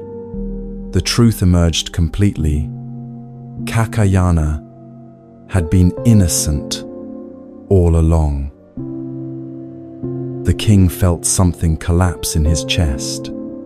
He had imprisoned an innocent man, his most trusted advisor, a man who had served him faithfully for years. He had accepted lies without investigation because he had been too busy, too trusting of the wrong people, too quick to judge. He went immediately to the prison himself, something kings rarely did. When the cell door opened and light flooded in, Kachayana looked up to see the king standing there, his face twisted with shame and regret. "I have wronged you terribly," the king said, his voice breaking. "I believed lies. I didn't question. I didn't investigate. I imprisoned an innocent man who served me faithfully for years. Please, Kachayana, forgive me." The king expected to see a broken man, someone embittered by months of unjust suffering, someone radiating rage, demanding revenge, permanently scarred by the experience. Instead, he saw the same clear-eyed presence he had always known. Kachayana's body showed the effects of imprisonment, much thinner, weaker, marked by obvious hardship, but his eyes held the same steady awareness. No resentment twisted his face. No bitterness hardened his voice when he spoke. "The conditions have changed," Kachayana said simply. "Yesterday I was imprisoned. Today I am released. That is what is happening now." The king helped him stand on unsteady legs, brought him to the palace, arranged for physicians and baths, and fresh clothing and food. As Kachayana recovered his physical strength over the following days, the king watched in amazement. This man had been imprisoned unjustly for 6 months, and yet he bore no grudge. He had lost everything, and yet remained fundamentally himself. He had suffered deeply, and yet emerged with his clarity intact, perhaps even deepened. The king made a decision. "I want you as my chief minister," he said, "the highest position in the kingdom after my own. You will have authority over all other advisors, over the treasury, over the courts. You will live in comfort and honor greater than you had before. This is not payment for what I took from you. Nothing could pay that debt. But I need your wisdom now more than I ever have." Kachayana accepted the position with the same equanimity he had accepted imprisonment. "Yesterday I was in prison. Today I am chief minister. The conditions have changed again." Not finally, justice has been served. Not, this is what I deserved all along. Not, see, everything worked out for the best in the end. Just, conditions have changed. He served as chief minister with the same integrity and wisdom he had shown before his imprisonment. He settled disputes fairly. He gave counsel that benefited the kingdom rather than his own power. But he held his new position lightly, knowing from lived experience that circumstances could shift at any moment, that what seemed solid could dissolve overnight, that security was always temporary.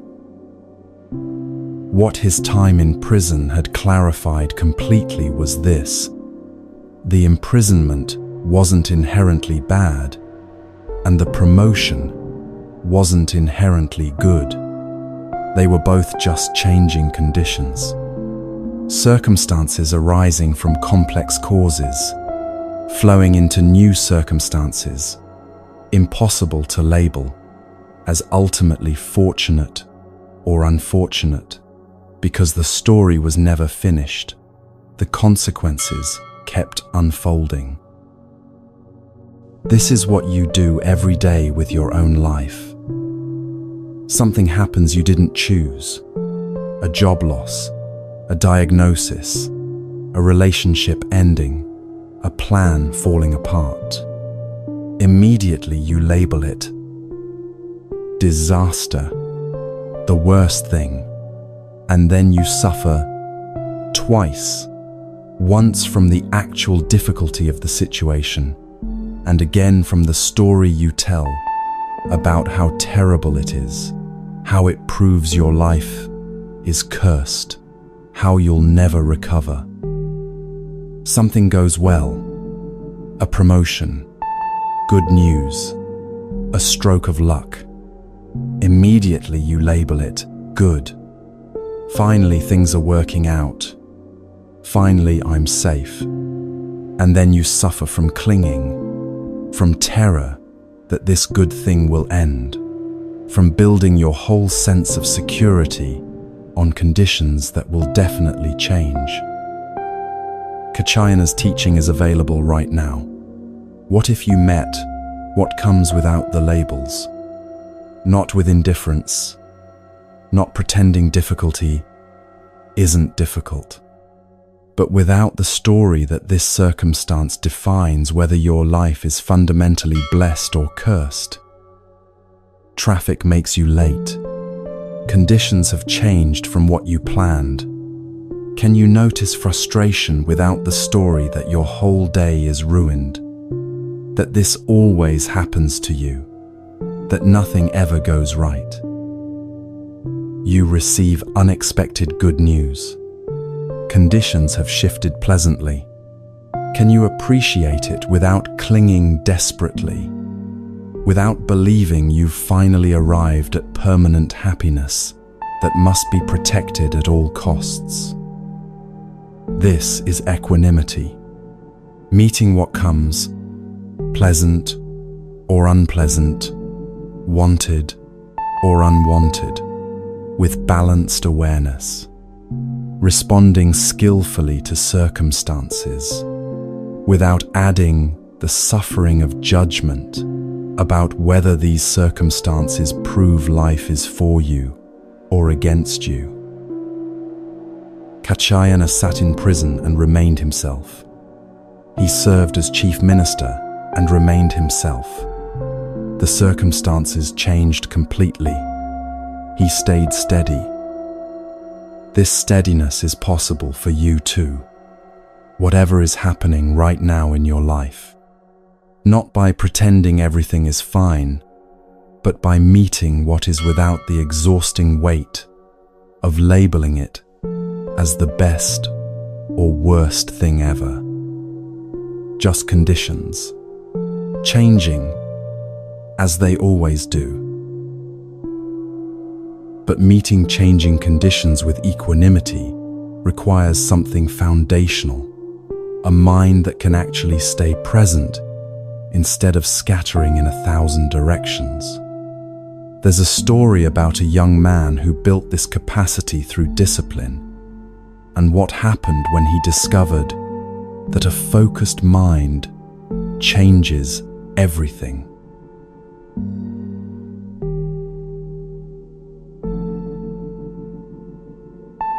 Sadhina was nobody special, the son of a modest family in a village where most young men became farmers or traders, like their fathers.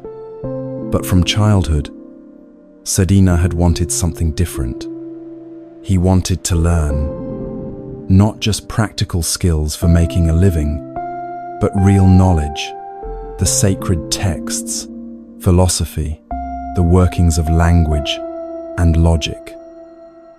When he was old enough, he traveled to a monastery where scholars gathered to study. The place hummed with learning. Senior monks who had memorized entire collections of teachings, visiting scholars who debated fine points of doctrine, young students from wealthy families who could afford years of study. Sadhina arrived with almost nothing. No family connections, no impressive background, and something that marked him immediately as different. He couldn't read or write well. He had learnt some basics in his village, but not enough for serious scholarship.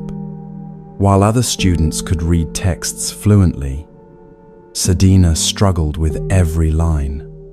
While they wrote elegant summaries of their learning, his hand formed clumsy characters.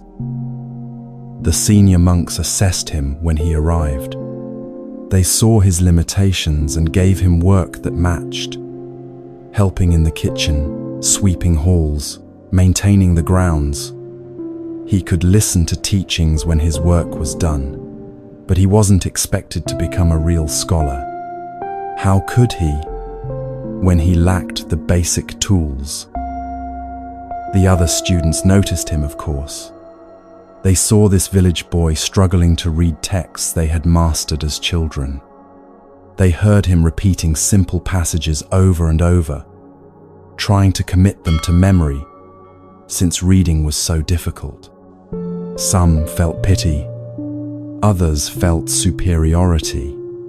A few made jokes at his expense when the monks weren't listening. But Sadhina understood something the others didn't yet. He couldn't control how quickly he learned to read. He couldn't change the education he hadn't received as a child. But he could control one thing: whether his mind was scattered or focused. He created a routine and never broke it. Every morning he rose before dawn, not when he felt like it, not when the mood struck him, but every single morning at the same time. He would sit in meditation for an hour while the monastery was still dark and quiet. Just sitting, watching his breath, training his attention to stay with one thing instead of jumping to the next thought, the next worry, the next distraction.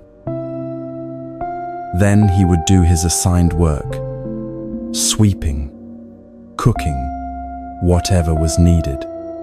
But he did it with full attention, not thinking about what he'd study later, not rehearsing conversations or planning his day, just sweeping, fully present to the motion of the broom, the sound of bristles on stone. After his work, he would study. The same time every day.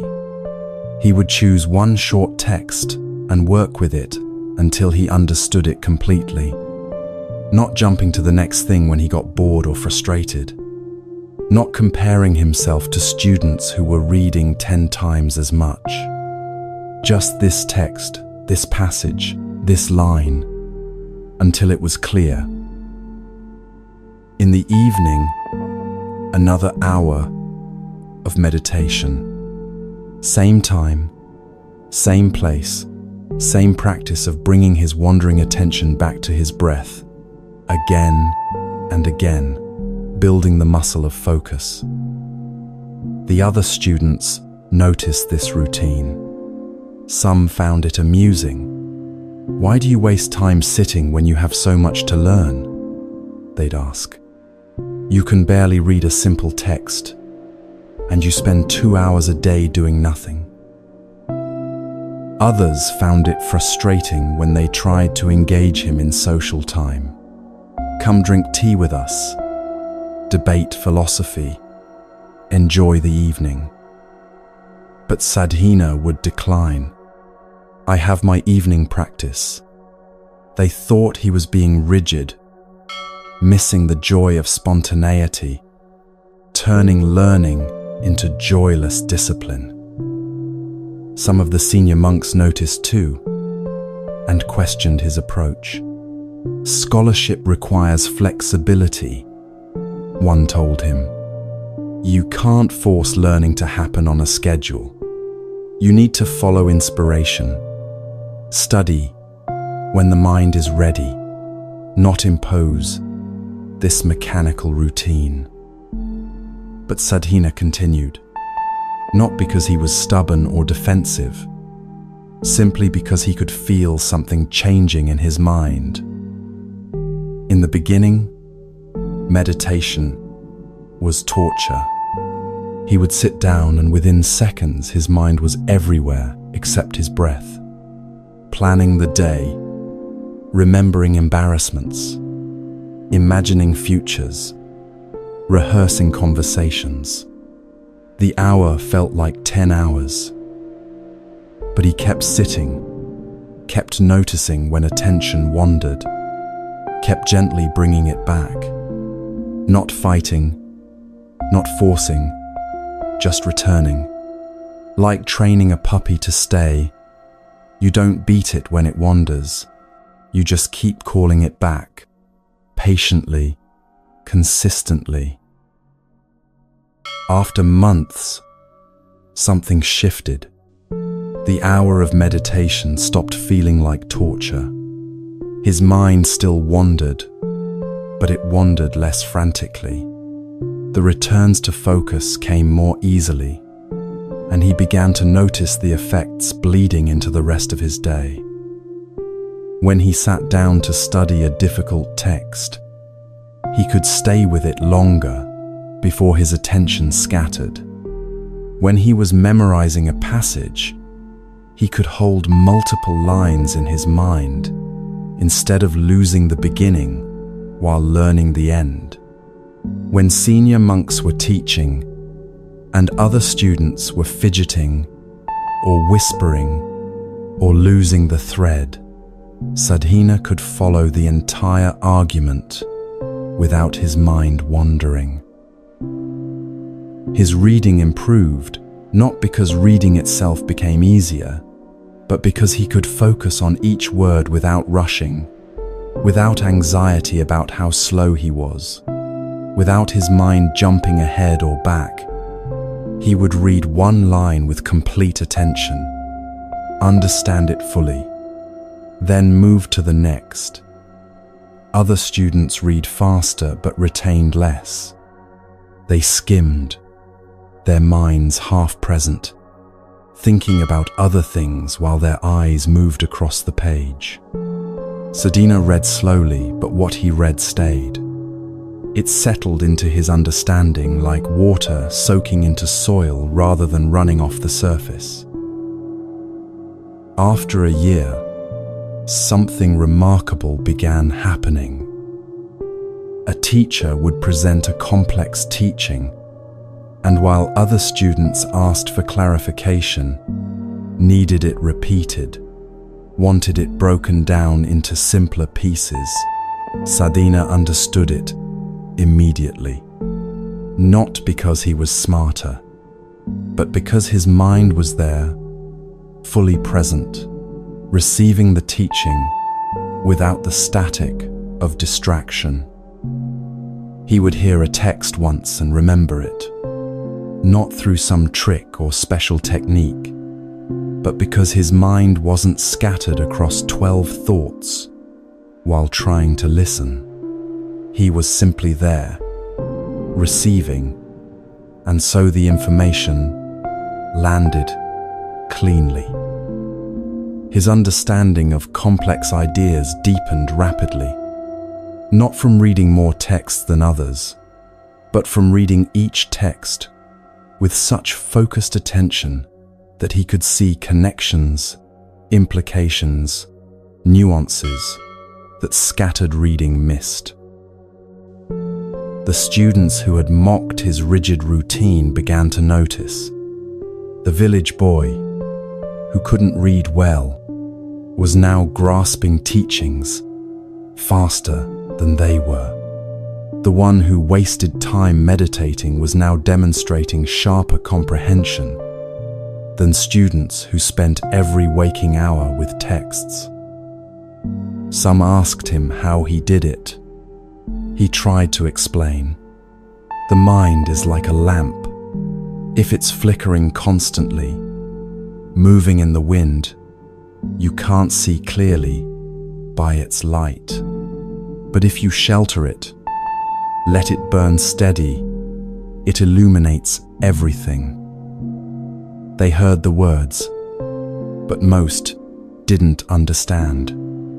They thought learning was about accumulating information, reading more texts, debating more topics. Sadhina had discovered it was about attention. A focused mind could learn more from one text than a scattered mind could learn from 100. Within a few years, Sadhina's understanding surpassed most of his teachers. Not because he had memorized more texts or could recite longer passages, but because he saw clearly. His focused mind could penetrate to the heart of complex questions. He could hold multiple perspectives simultaneously and see how they related. He could distinguish subtle differences that others missed. He became known as a scholar of exceptional wisdom. People came to him with questions. Other monks sought his insight. And always, he maintained the routine that had built this capacity, rising before dawn, meditating, working with full presence, studying with complete focus, meditating again in the evening. The routine wasn't punishment. It wasn't joyless discipline imposed from outside. It was the structure that allowed his mind to develop the way a trellis allows a vine to grow upward, instead of sprawling chaotically. You live in Sadhina's world right now. Your mind scatters across a dozen things simultaneously. You're reading this while part of your mind is planning tomorrow, reviewing yesterday, wondering what you should be doing instead. You sit down to focus on work, and within 2 minutes, you're checking your phone. You try to have a conversation, and you're only half present, part of you already composing your response, or thinking about something else entirely. This isn't moral failure. It's not weakness. It's what minds do when they haven't been trained. A puppy doesn't stay in one place naturally. Water doesn't flow in a straight line naturally. And attention doesn't remain focused naturally. It has to be trained. But here's what modern culture gets wrong. It tells you to try harder, focus more, push through, force yourself to concentrate. And when that doesn't work, you conclude something's wrong with you. Sadhina's approach was opposite.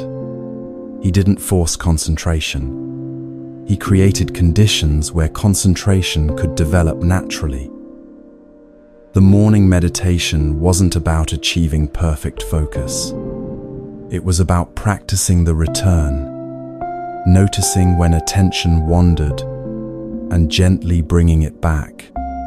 doing that 1,000 times, 10,000 times, until the return became smooth, natural, easy.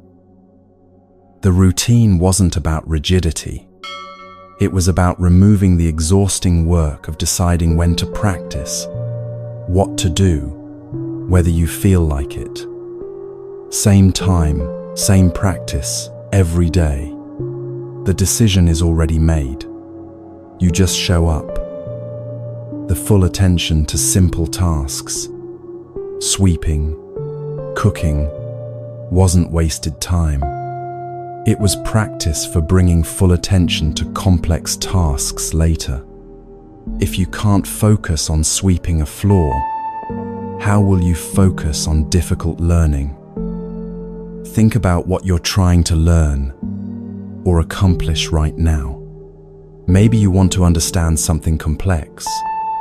Maybe you're trying to develop a skill. Maybe you're working on a project that requires sustained attention. You probably approach it by trying to force your scattered mind to focus. Sitting down with all your distractions still available, your mind still in its usual chaotic state, and attempting to concentrate through sheer willpower. It doesn't work, or it works for brief bursts before exhaustion sets in. Sadhana's way. Train the mind first. Build the capacity for focus through simple, consistent practice. Then bring that trained attention to what you want to learn. You don't need hours of meditation. Start with 10 minutes in the morning. Same time, every day. Not when you feel inspired or when you have time. Same time, just sitting, following your breath, noticing when attention wanders, bringing it back. That's the whole practice. Notice the difference between forcing and training. Forcing is, I will not let my mind wander. I will concentrate.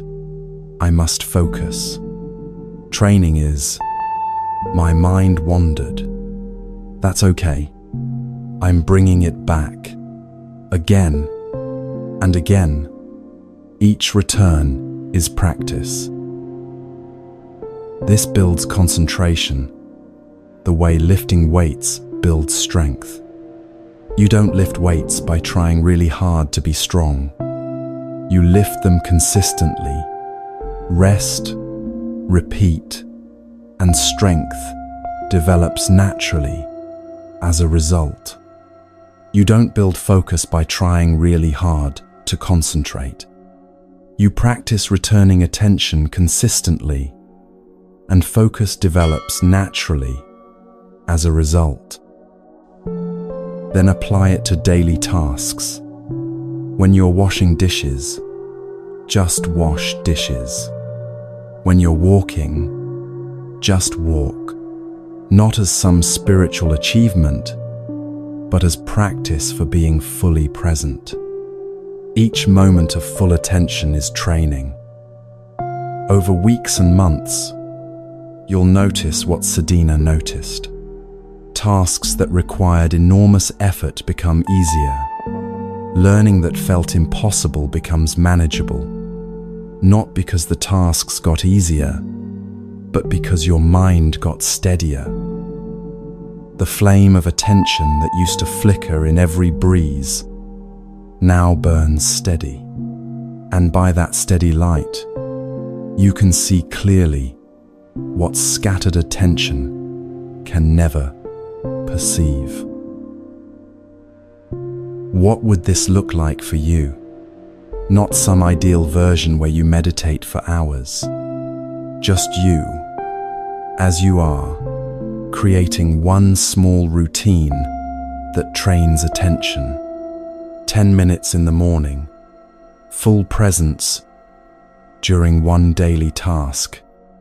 That's enough to start. The discipline isn't punishment. It's the kindness of creating conditions where your mind can finally settle, finally focus, finally develop the capacity you've wanted all along. But steady focus alone won't carry you through life's genuine crises.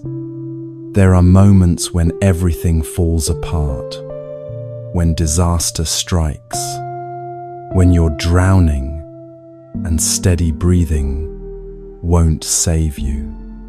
For those moments, you need a different kind of teaching, one about effort that doesn't break you, about swimming when the ship goes down.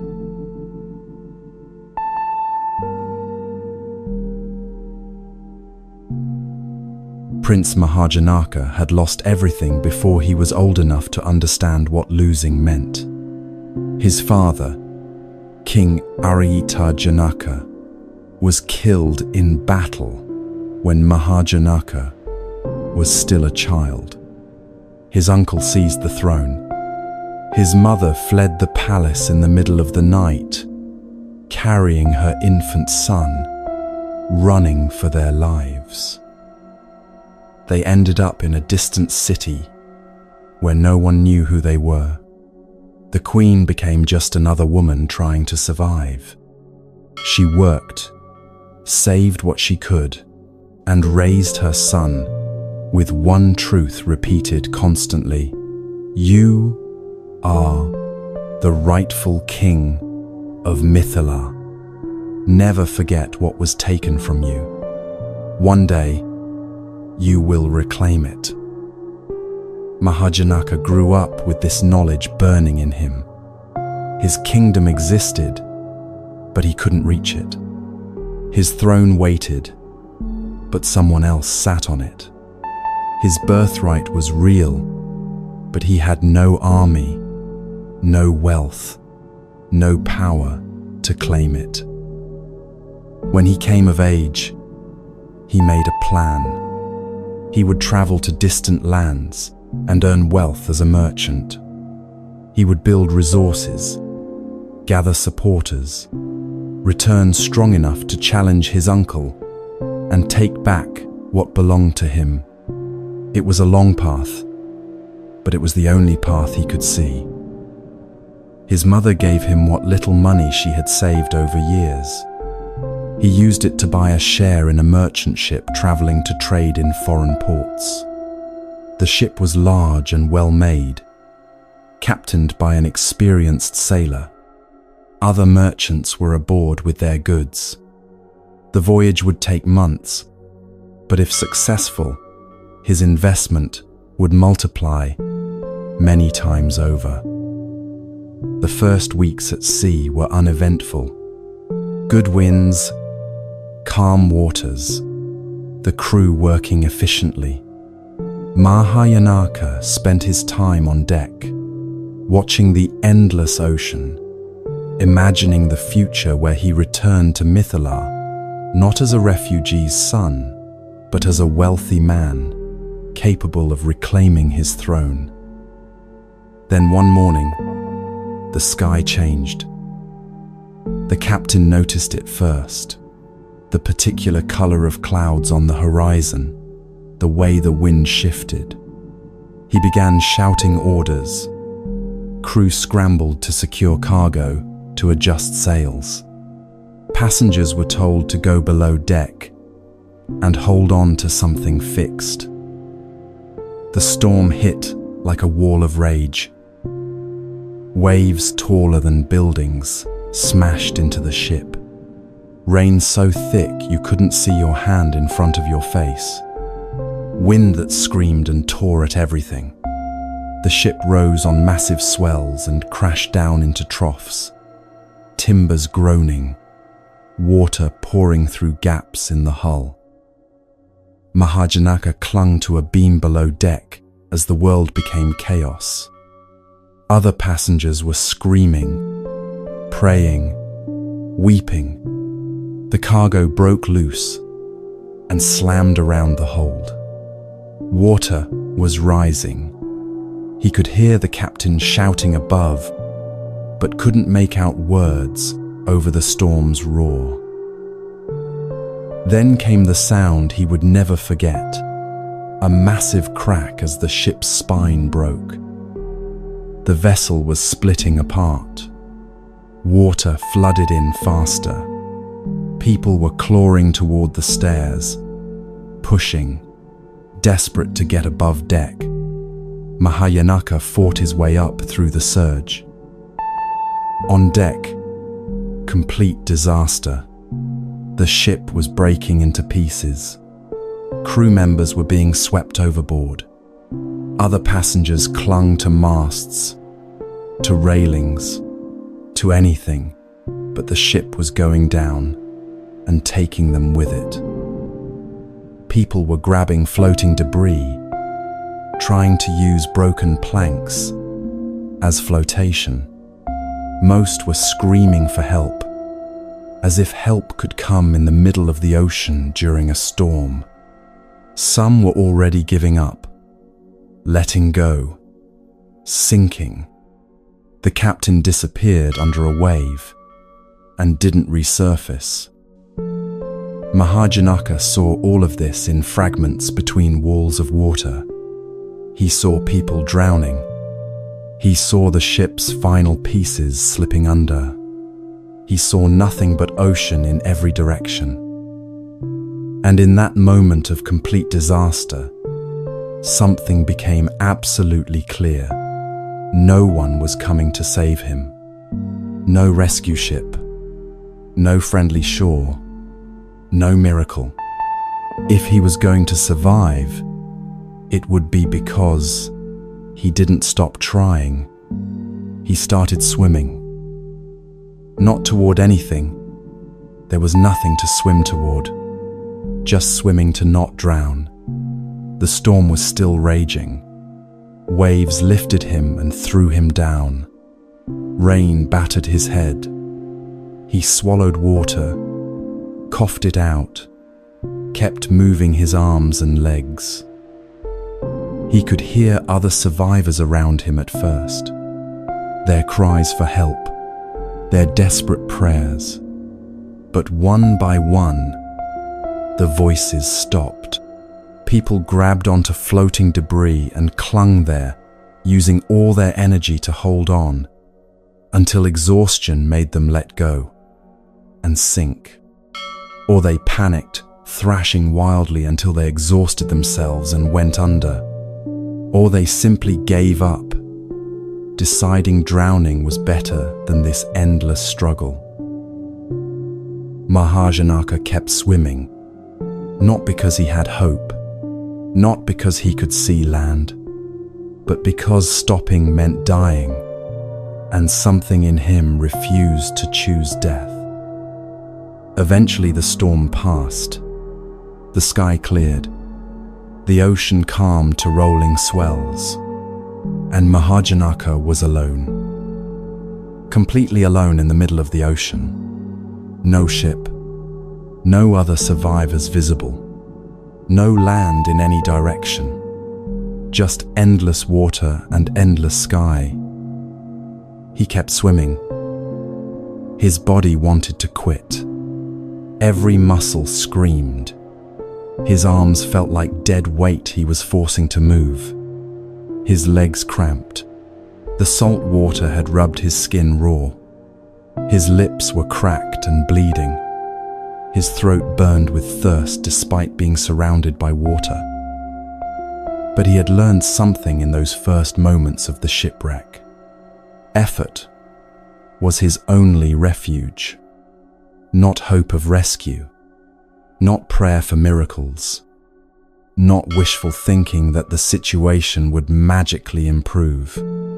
Just the decision to keep swimming as long as breath remained. He swam through the day. The sun burned his face and neck. He swam through the night. Darkness complete except for stars. He swam through the next day.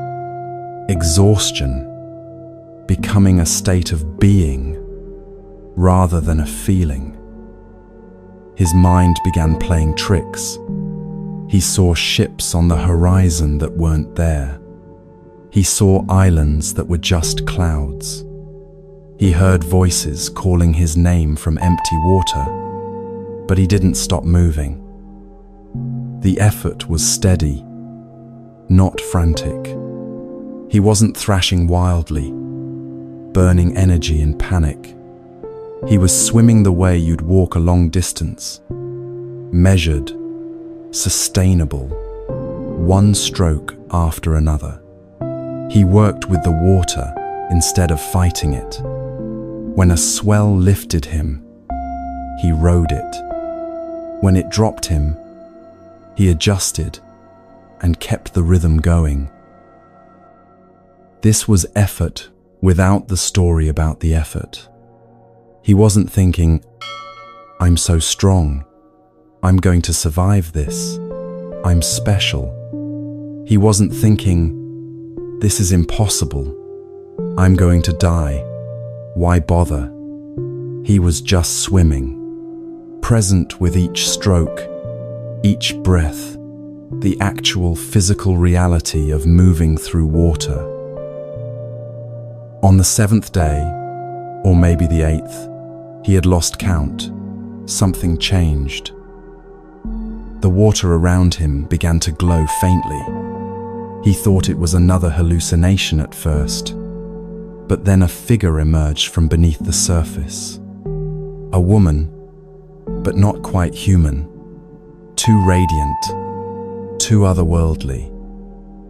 She was Manimekala, guardian of the ocean. She had been watching him. She had seen the ship go down and all the passengers perish. She had seen Mahajanaka alone in the vast ocean, swimming day and night without ceasing. His effort, his refusal to surrender, had moved her. "Why do you keep swimming?" she asked. "There is no land for hundreds of miles. You cannot possibly survive. Why not let go, rest, accept what's coming?" Mahajanaka, barely able to speak through cracked lips, answered, "Effort is the only refuge I have. I cannot control the ocean. I cannot make land appear, but I can choose to keep trying, as long as breath remains. If I die swimming, but I will not choose to stop." Manimekala understood. This wasn't desperate hope or delusion. This was pure effort, the human capacity to continue striving even when outcome is uncertain, to choose action over despair. She lifted him from the water gently. She carried him through the air across the vast ocean, across mountains and forests, until they reached the kingdom of Mithila. She set him down on dry land near the city. Mahajanaka collapsed on the ground, his body finally able to stop. He had survived, not through luck, not through being special, but through refusing to stop trying, even when trying seemed pointless. Over the following weeks, as his body recovered, the story of his survival spread. The prince, who had been lost years ago, had returned. The people remembered his father. They were tired of his uncle's corrupt rule. Support gathered. His uncle, facing a rebellion he couldn't suppress, fled rather than fight. Mahajanaka reclaimed his throne without bloodshed. The kingdom he had lost as an infant was his again.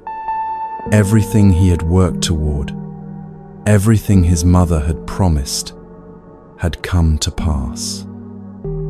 He ruled well. He was fair, wise, remembered his years of hardship, and didn't become the kind of king who forgets what suffering feels like. The kingdom prospered. He married. He had everything a man could want by worldly measure. But something had changed in those days in the ocean.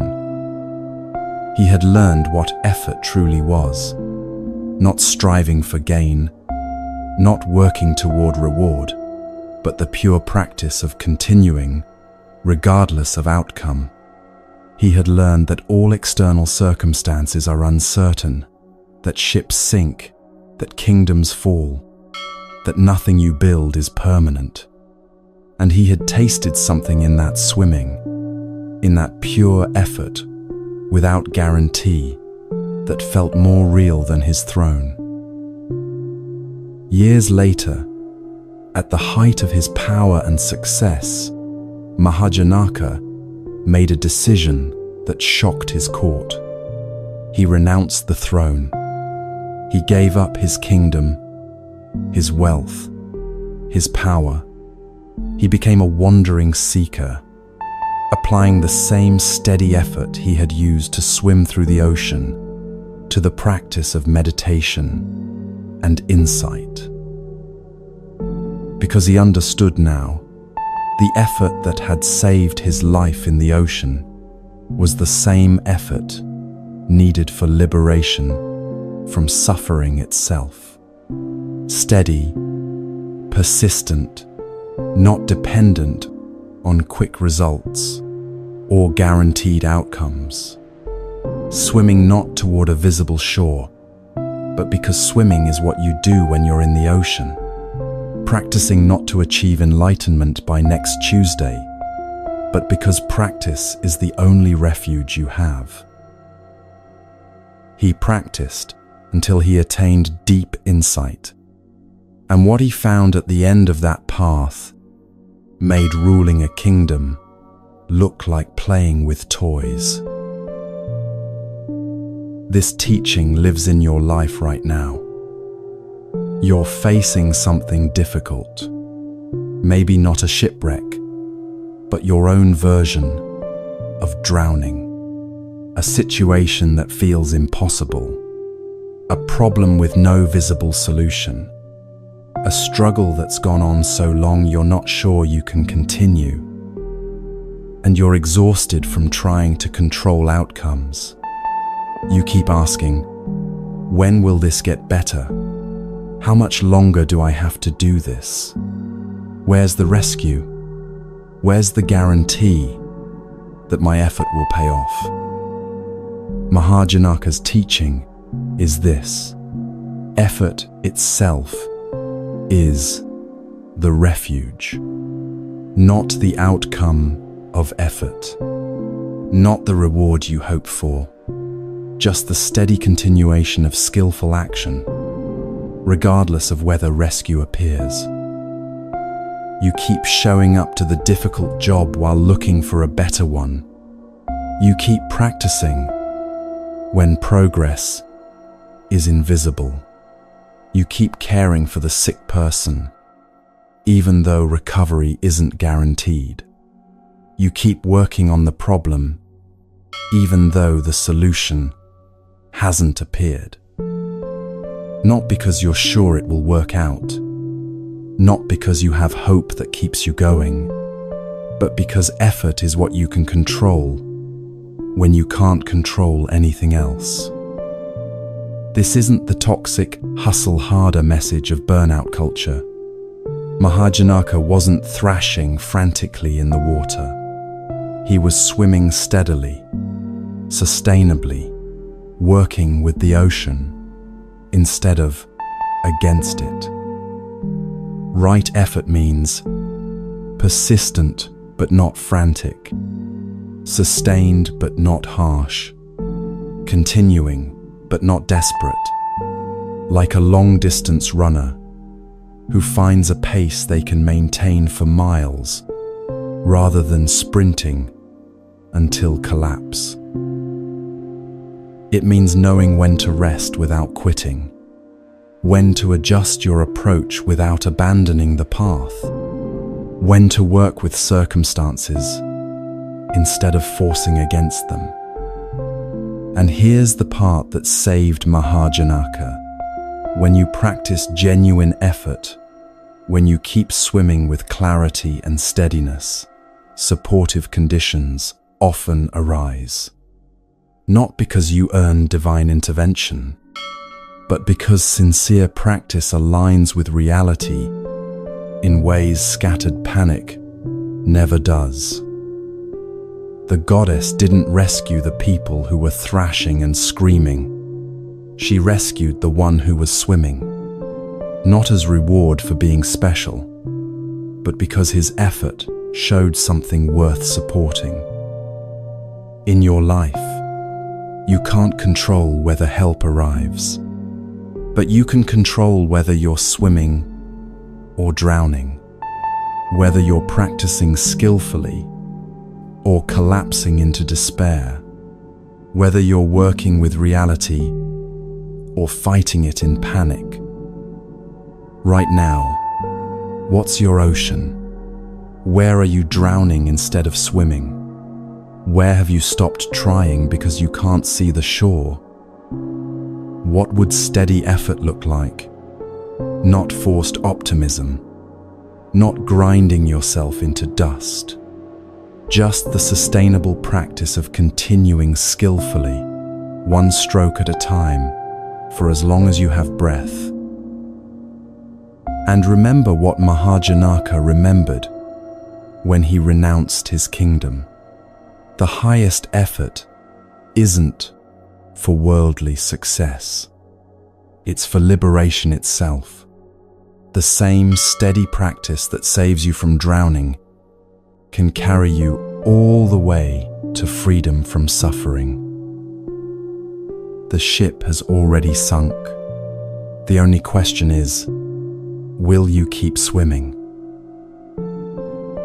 But all this effort, all this practice, all this swimming, it can feel exhausting when you believe you're fundamentally broken and need fixing. There's one more teaching you need to hear, about someone who discovered that the mirror needs no polishing because it was never tarnished in the first place.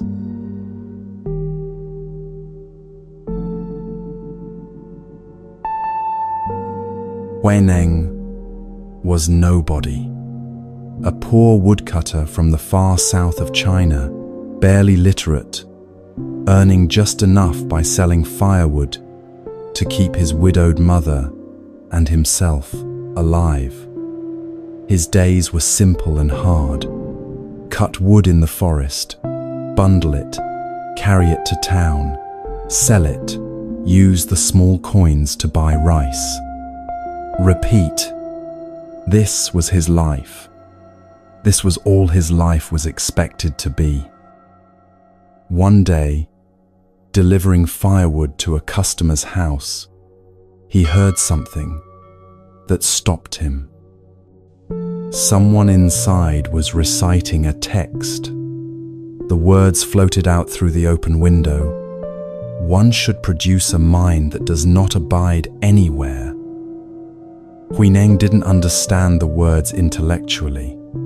He couldn't have explained what a mind that does not abide anywhere meant. But something in those words landed in him like a seed in prepared soil. He felt his chest crack open. He felt something he had never felt before. Recognition of a truth he somehow already knew, but had never heard spoken. He stood there trembling, tears streaming down his face for reasons he couldn't name. When the recitation ended, he knocked on the door. An elderly man answered, looked at this rough woodcutter standing there crying, and waited. "What were you reading?" Huineng asked. "The Diamond Sutra," the man said. "Do you know it?" "No," Huineng said. "I can't read well. But those words, I need to hear more." Where can I learn this teaching? The man studied him. Something in this woodcutter's response to a text he couldn't even read suggested depth the man rarely saw. There's a monastery far north, he said. The fifth patriarch Hongren teaches there. If you're serious, go find him. Huineng made arrangements for his mother's care and traveled north for weeks. A poor southern woodcutter, arriving at a famous monastery where scholars from across China came to study.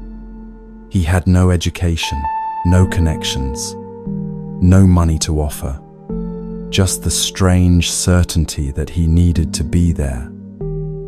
When he was brought before the fifth patriarch, Hongren looked at this rough man and asked, "Where are you from, and what do you seek?"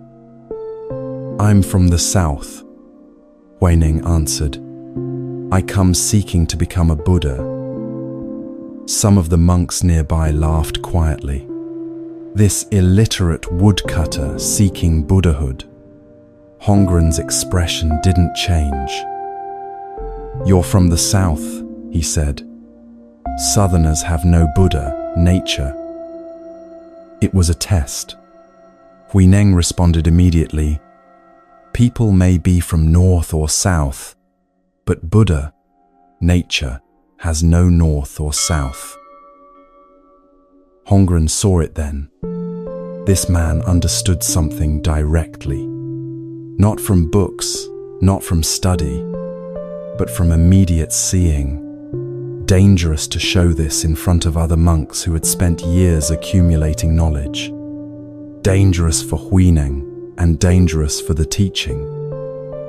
"You seem to have some cleverness," Hongren said dismissively, "but you're uneducated. We can't have you as a formal student. There's work in the mill grinding rice. You can do that." So Huineng was assigned to the rice mill. Manual labor, the lowest work in the monastery. Day after day, he operated the heavy mill that pounded rice to remove the husks. His body was strong from years of cutting wood, so he could work the mill efficiently. But he was light, and the mill's lever would sometimes lift him off the ground, so he tied rocks around his waist for extra weight. Months passed this way.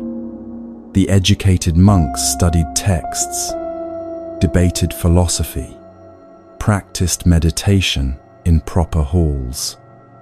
Huineng pounded rice. He didn't complain.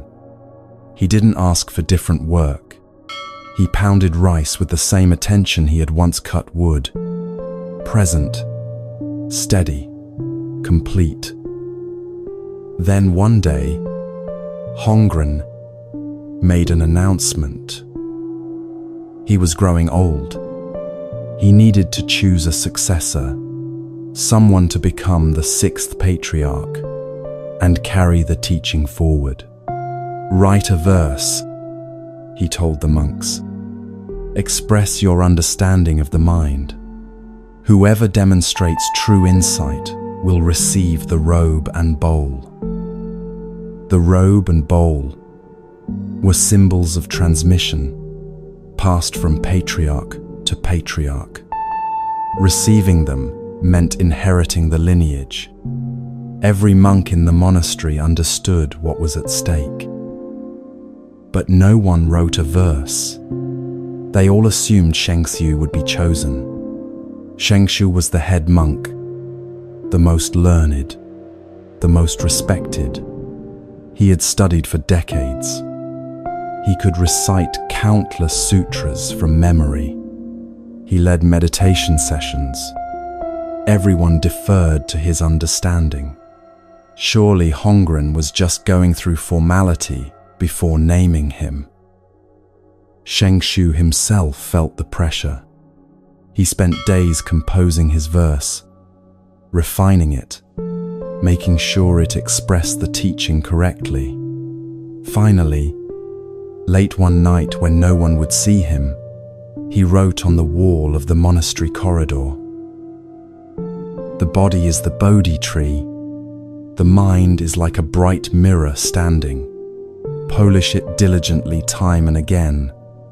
Do not let it gather dust." When monks saw the verse the next morning, they were awed. "This is profound," they said. "Shengzhu has captured the essence of practice." They praised the verse throughout the day. Hongren saw it and said nothing. The verse wasn't wrong. It expressed the gradual path accurately. Continuous cultivation, cleaning the mind of defilements, persistent practice over time. This was valid teaching, but it wasn't complete insight. Huineng, working in the rice mill, heard monks reciting the verse. He couldn't read it himself, so he asked someone to recite it for him. When he heard the words, he understood immediately what they expressed and what they missed. He asked a monk who could write to come to the wall that evening. "I'd like to add a verse," he said. The monk was surprised. This illiterate rice pounder wanted to compose a verse, but agreed. Huineng spoke, and the monk wrote on the wall, beside Shengshu's verse. "Bodhi originally has no tree. The bright mirror has no stand. Fundamentally, there is not a single thing. Where could dust collect?" The next morning, the monastery was in uproar. Some monks laughed. The rice pounder wrote nonsense trying to imitate Shengxiu. Others were disturbed. This contradicts everything we've been taught. Some stood in front of the two verses, sensing something they couldn't quite name. When Hongren saw the verses together, he knew everything had changed. Shengxiu's verse said, "You have a mirror, mind. It gets dusty, defilements. You must polish it constantly, practice." This is the gradual path, the path of cultivation. It's not wrong. Most people need to walk this path. Huineng's verse said, "There is no mirror that can get dusty, because fundamentally, there is nothing. Mind is originally pure. Dust never actually touches it. This is seeing your original nature directly. This is the sudden path." But Hongren couldn't publicly declare this in front of monks who had spent decades polishing their mirrors. They would riot. They would harm Huineng. So he said dismissively, "This shows no understanding. Ignore it." That night, in darkness, Hongren went to the rice mill. He found Huineng still working, pounding rice by moonlight. "The rice is white enough," Hongren said quietly. It was code. "The rice is white. Your mind is clear. You've seen your original nature."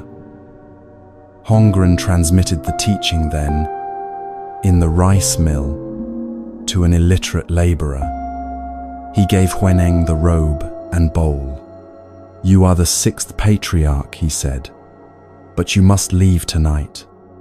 The other monks will not understand. Some may try to harm you.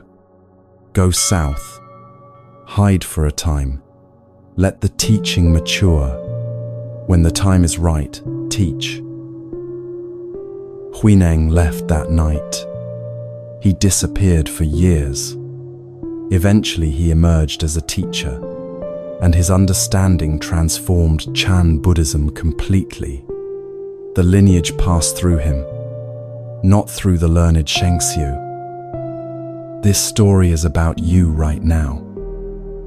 You've been polishing the mirror for years, reading books about how to be better, taking courses on fixing yourself, practicing techniques to improve your mind, your habits, your life. You've accumulated so much knowledge about what's wrong with you and how to correct it.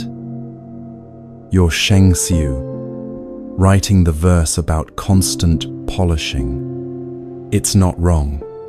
Practice is necessary. Cultivation is real. But somewhere in all that polishing, you've lost sight of something. The mirror was never dirty. Your Buddha nature, your fundamental clarity, was never damaged. The dust you're trying so hard to remove is appearing on the surface, but it's not touching the mirror itself. You've been polishing and polishing, believing that eventually, after enough work, you'll finally be okay. But you've always been okay. This doesn't mean stop practicing. Huineng still had to pound rice for months. He still had to work, had to live, had to function. The teaching isn't do nothing because you're already enlightened. The teaching is practice from the understanding that you're fundamentally whole, not from the belief that you're fundamentally broken. Sheng Xiu's approach: I'm defiled, and I need to clean myself through constant effort. This creates exhaustion, endless striving, the feeling of never being good enough. Huineng's approach: dust appears, but doesn't stick to what I fundamentally am. I practice to see this clearly, not to become something I'm not. This creates freedom, sustainable effort, peace with yourself as you are. Your anxious thoughts, they're dust appearing on the mirror. They're not evidence that your mind is broken. Your difficulty with people, dust. Your struggles, dust. The dust is real.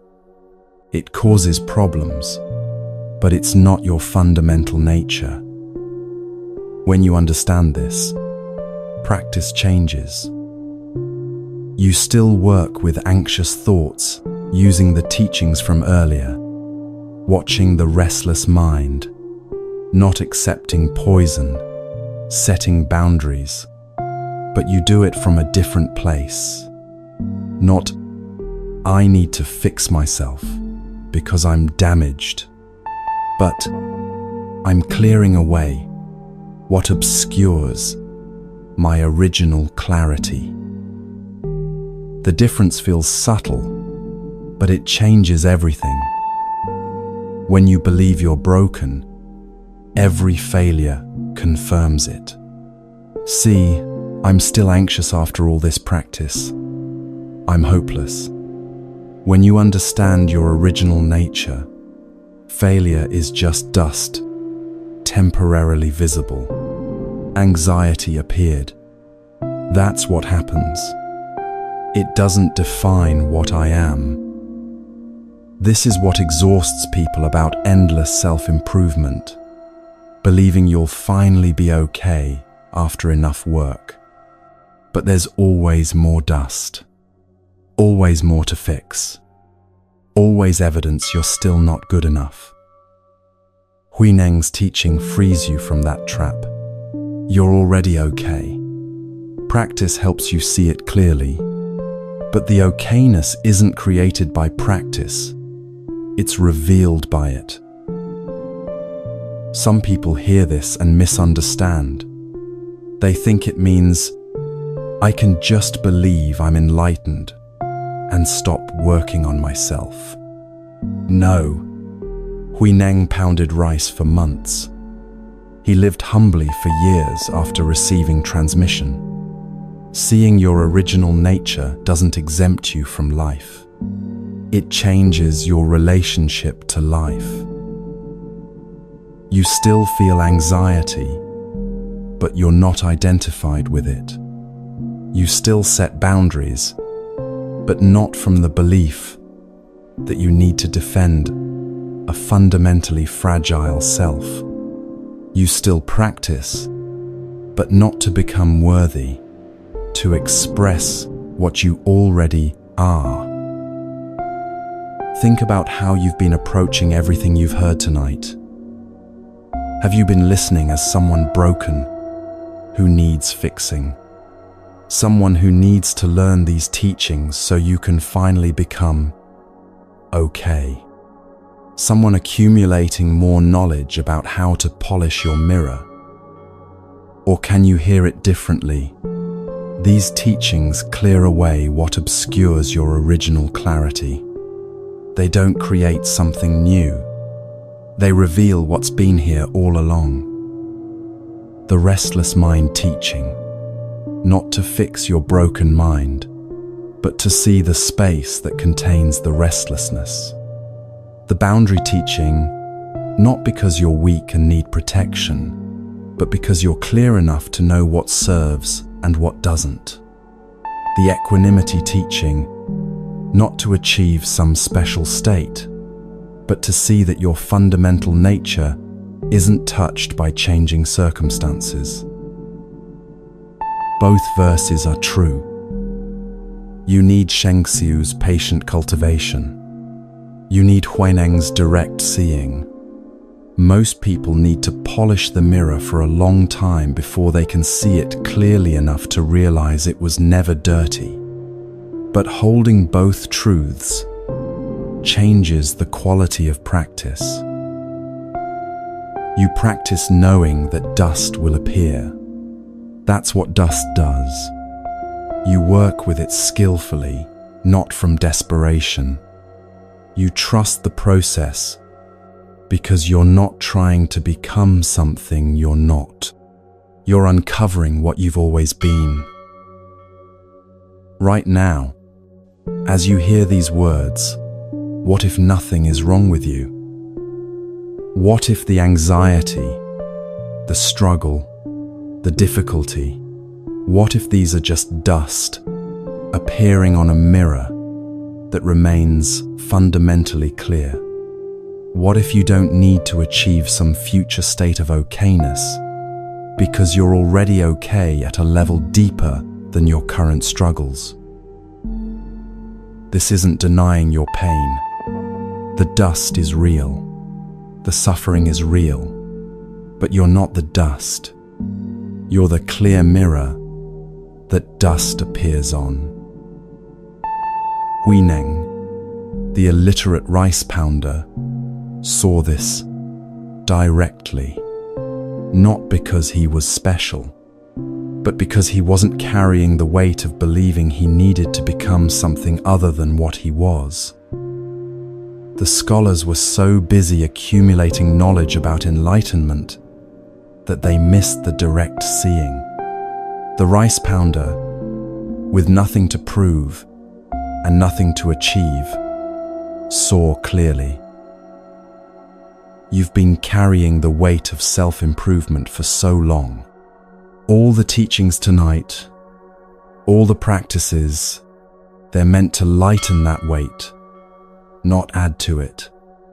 The mirror needs no polishing. It only needs to be seen. And in seeing it, everything you've learned tonight comes together, not as fix for what's broken, but as recognition of what's always been whole.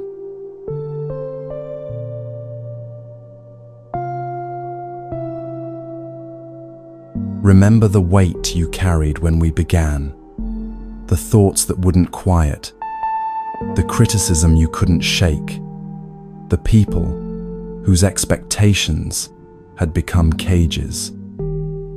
How does it feel now? Not because anything external changed. Your circumstances are the same, but you've walked through 8 stories that show you something your anxious mind kept hidden. You already have what you need. The restless mind settles when you stop fighting it. Others' poison only harms you if you accept it. Boundaries protect without cruelty. Changing circumstances don't define your worth. Discipline creates space for clarity. Steady effort carries you through storms. And beneath all of it, the mirror that needs no polishing. These aren't steps to master.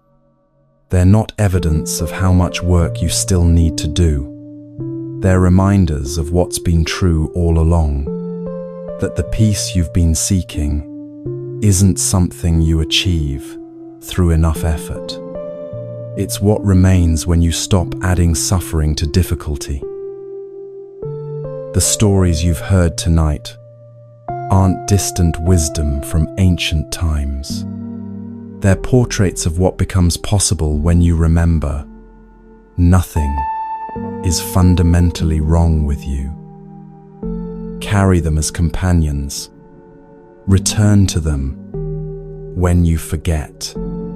The creature in the forest, the golden peacock, the serpent who learned to hiss, the minister in prison, the young scholar, the swimmer, the rice pounder, they're all pointing to the same truth.